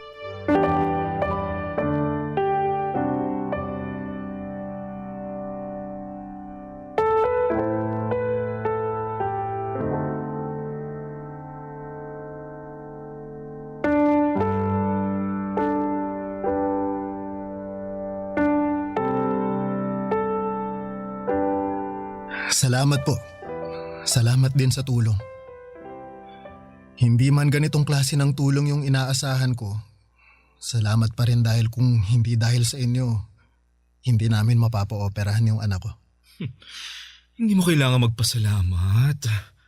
Nangangailangan ka eh. Nangangailangan din ako. Nagtulungan lang tayo. Kumusta na pala yung anak mo? Maayos na po siya.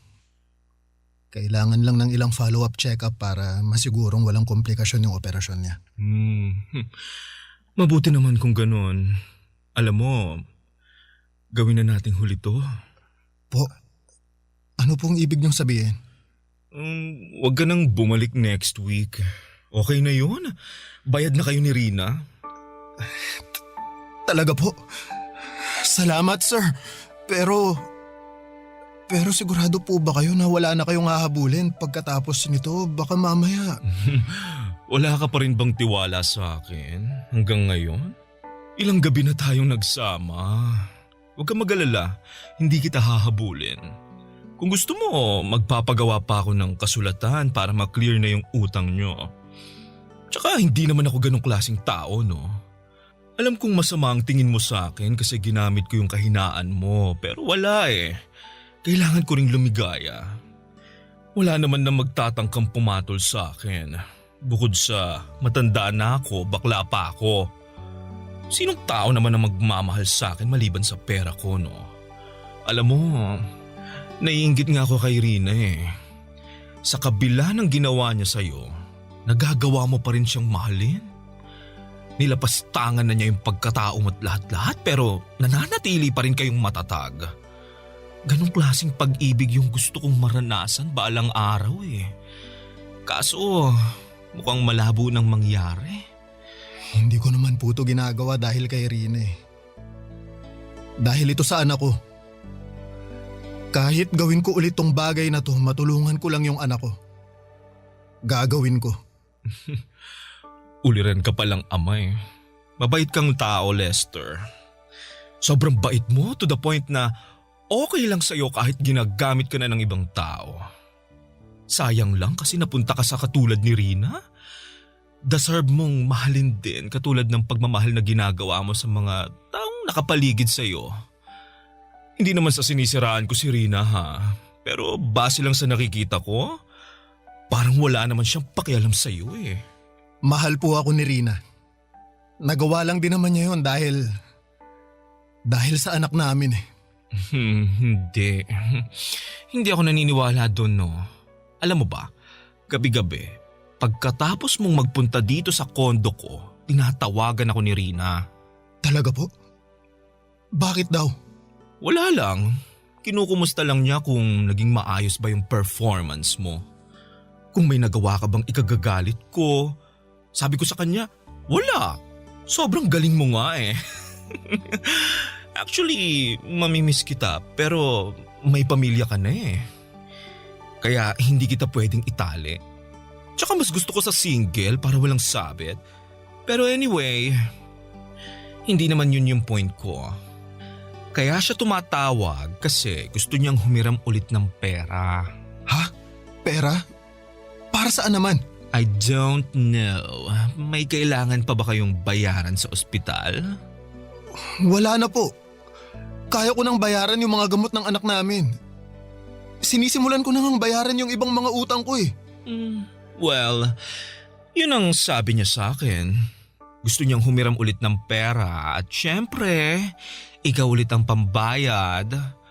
Kaso hinindihan ko na siya eh. Bukod sa naawa na ako sa'yo, may nahanap na akong kapalit mo kaya pinapalaya na kita.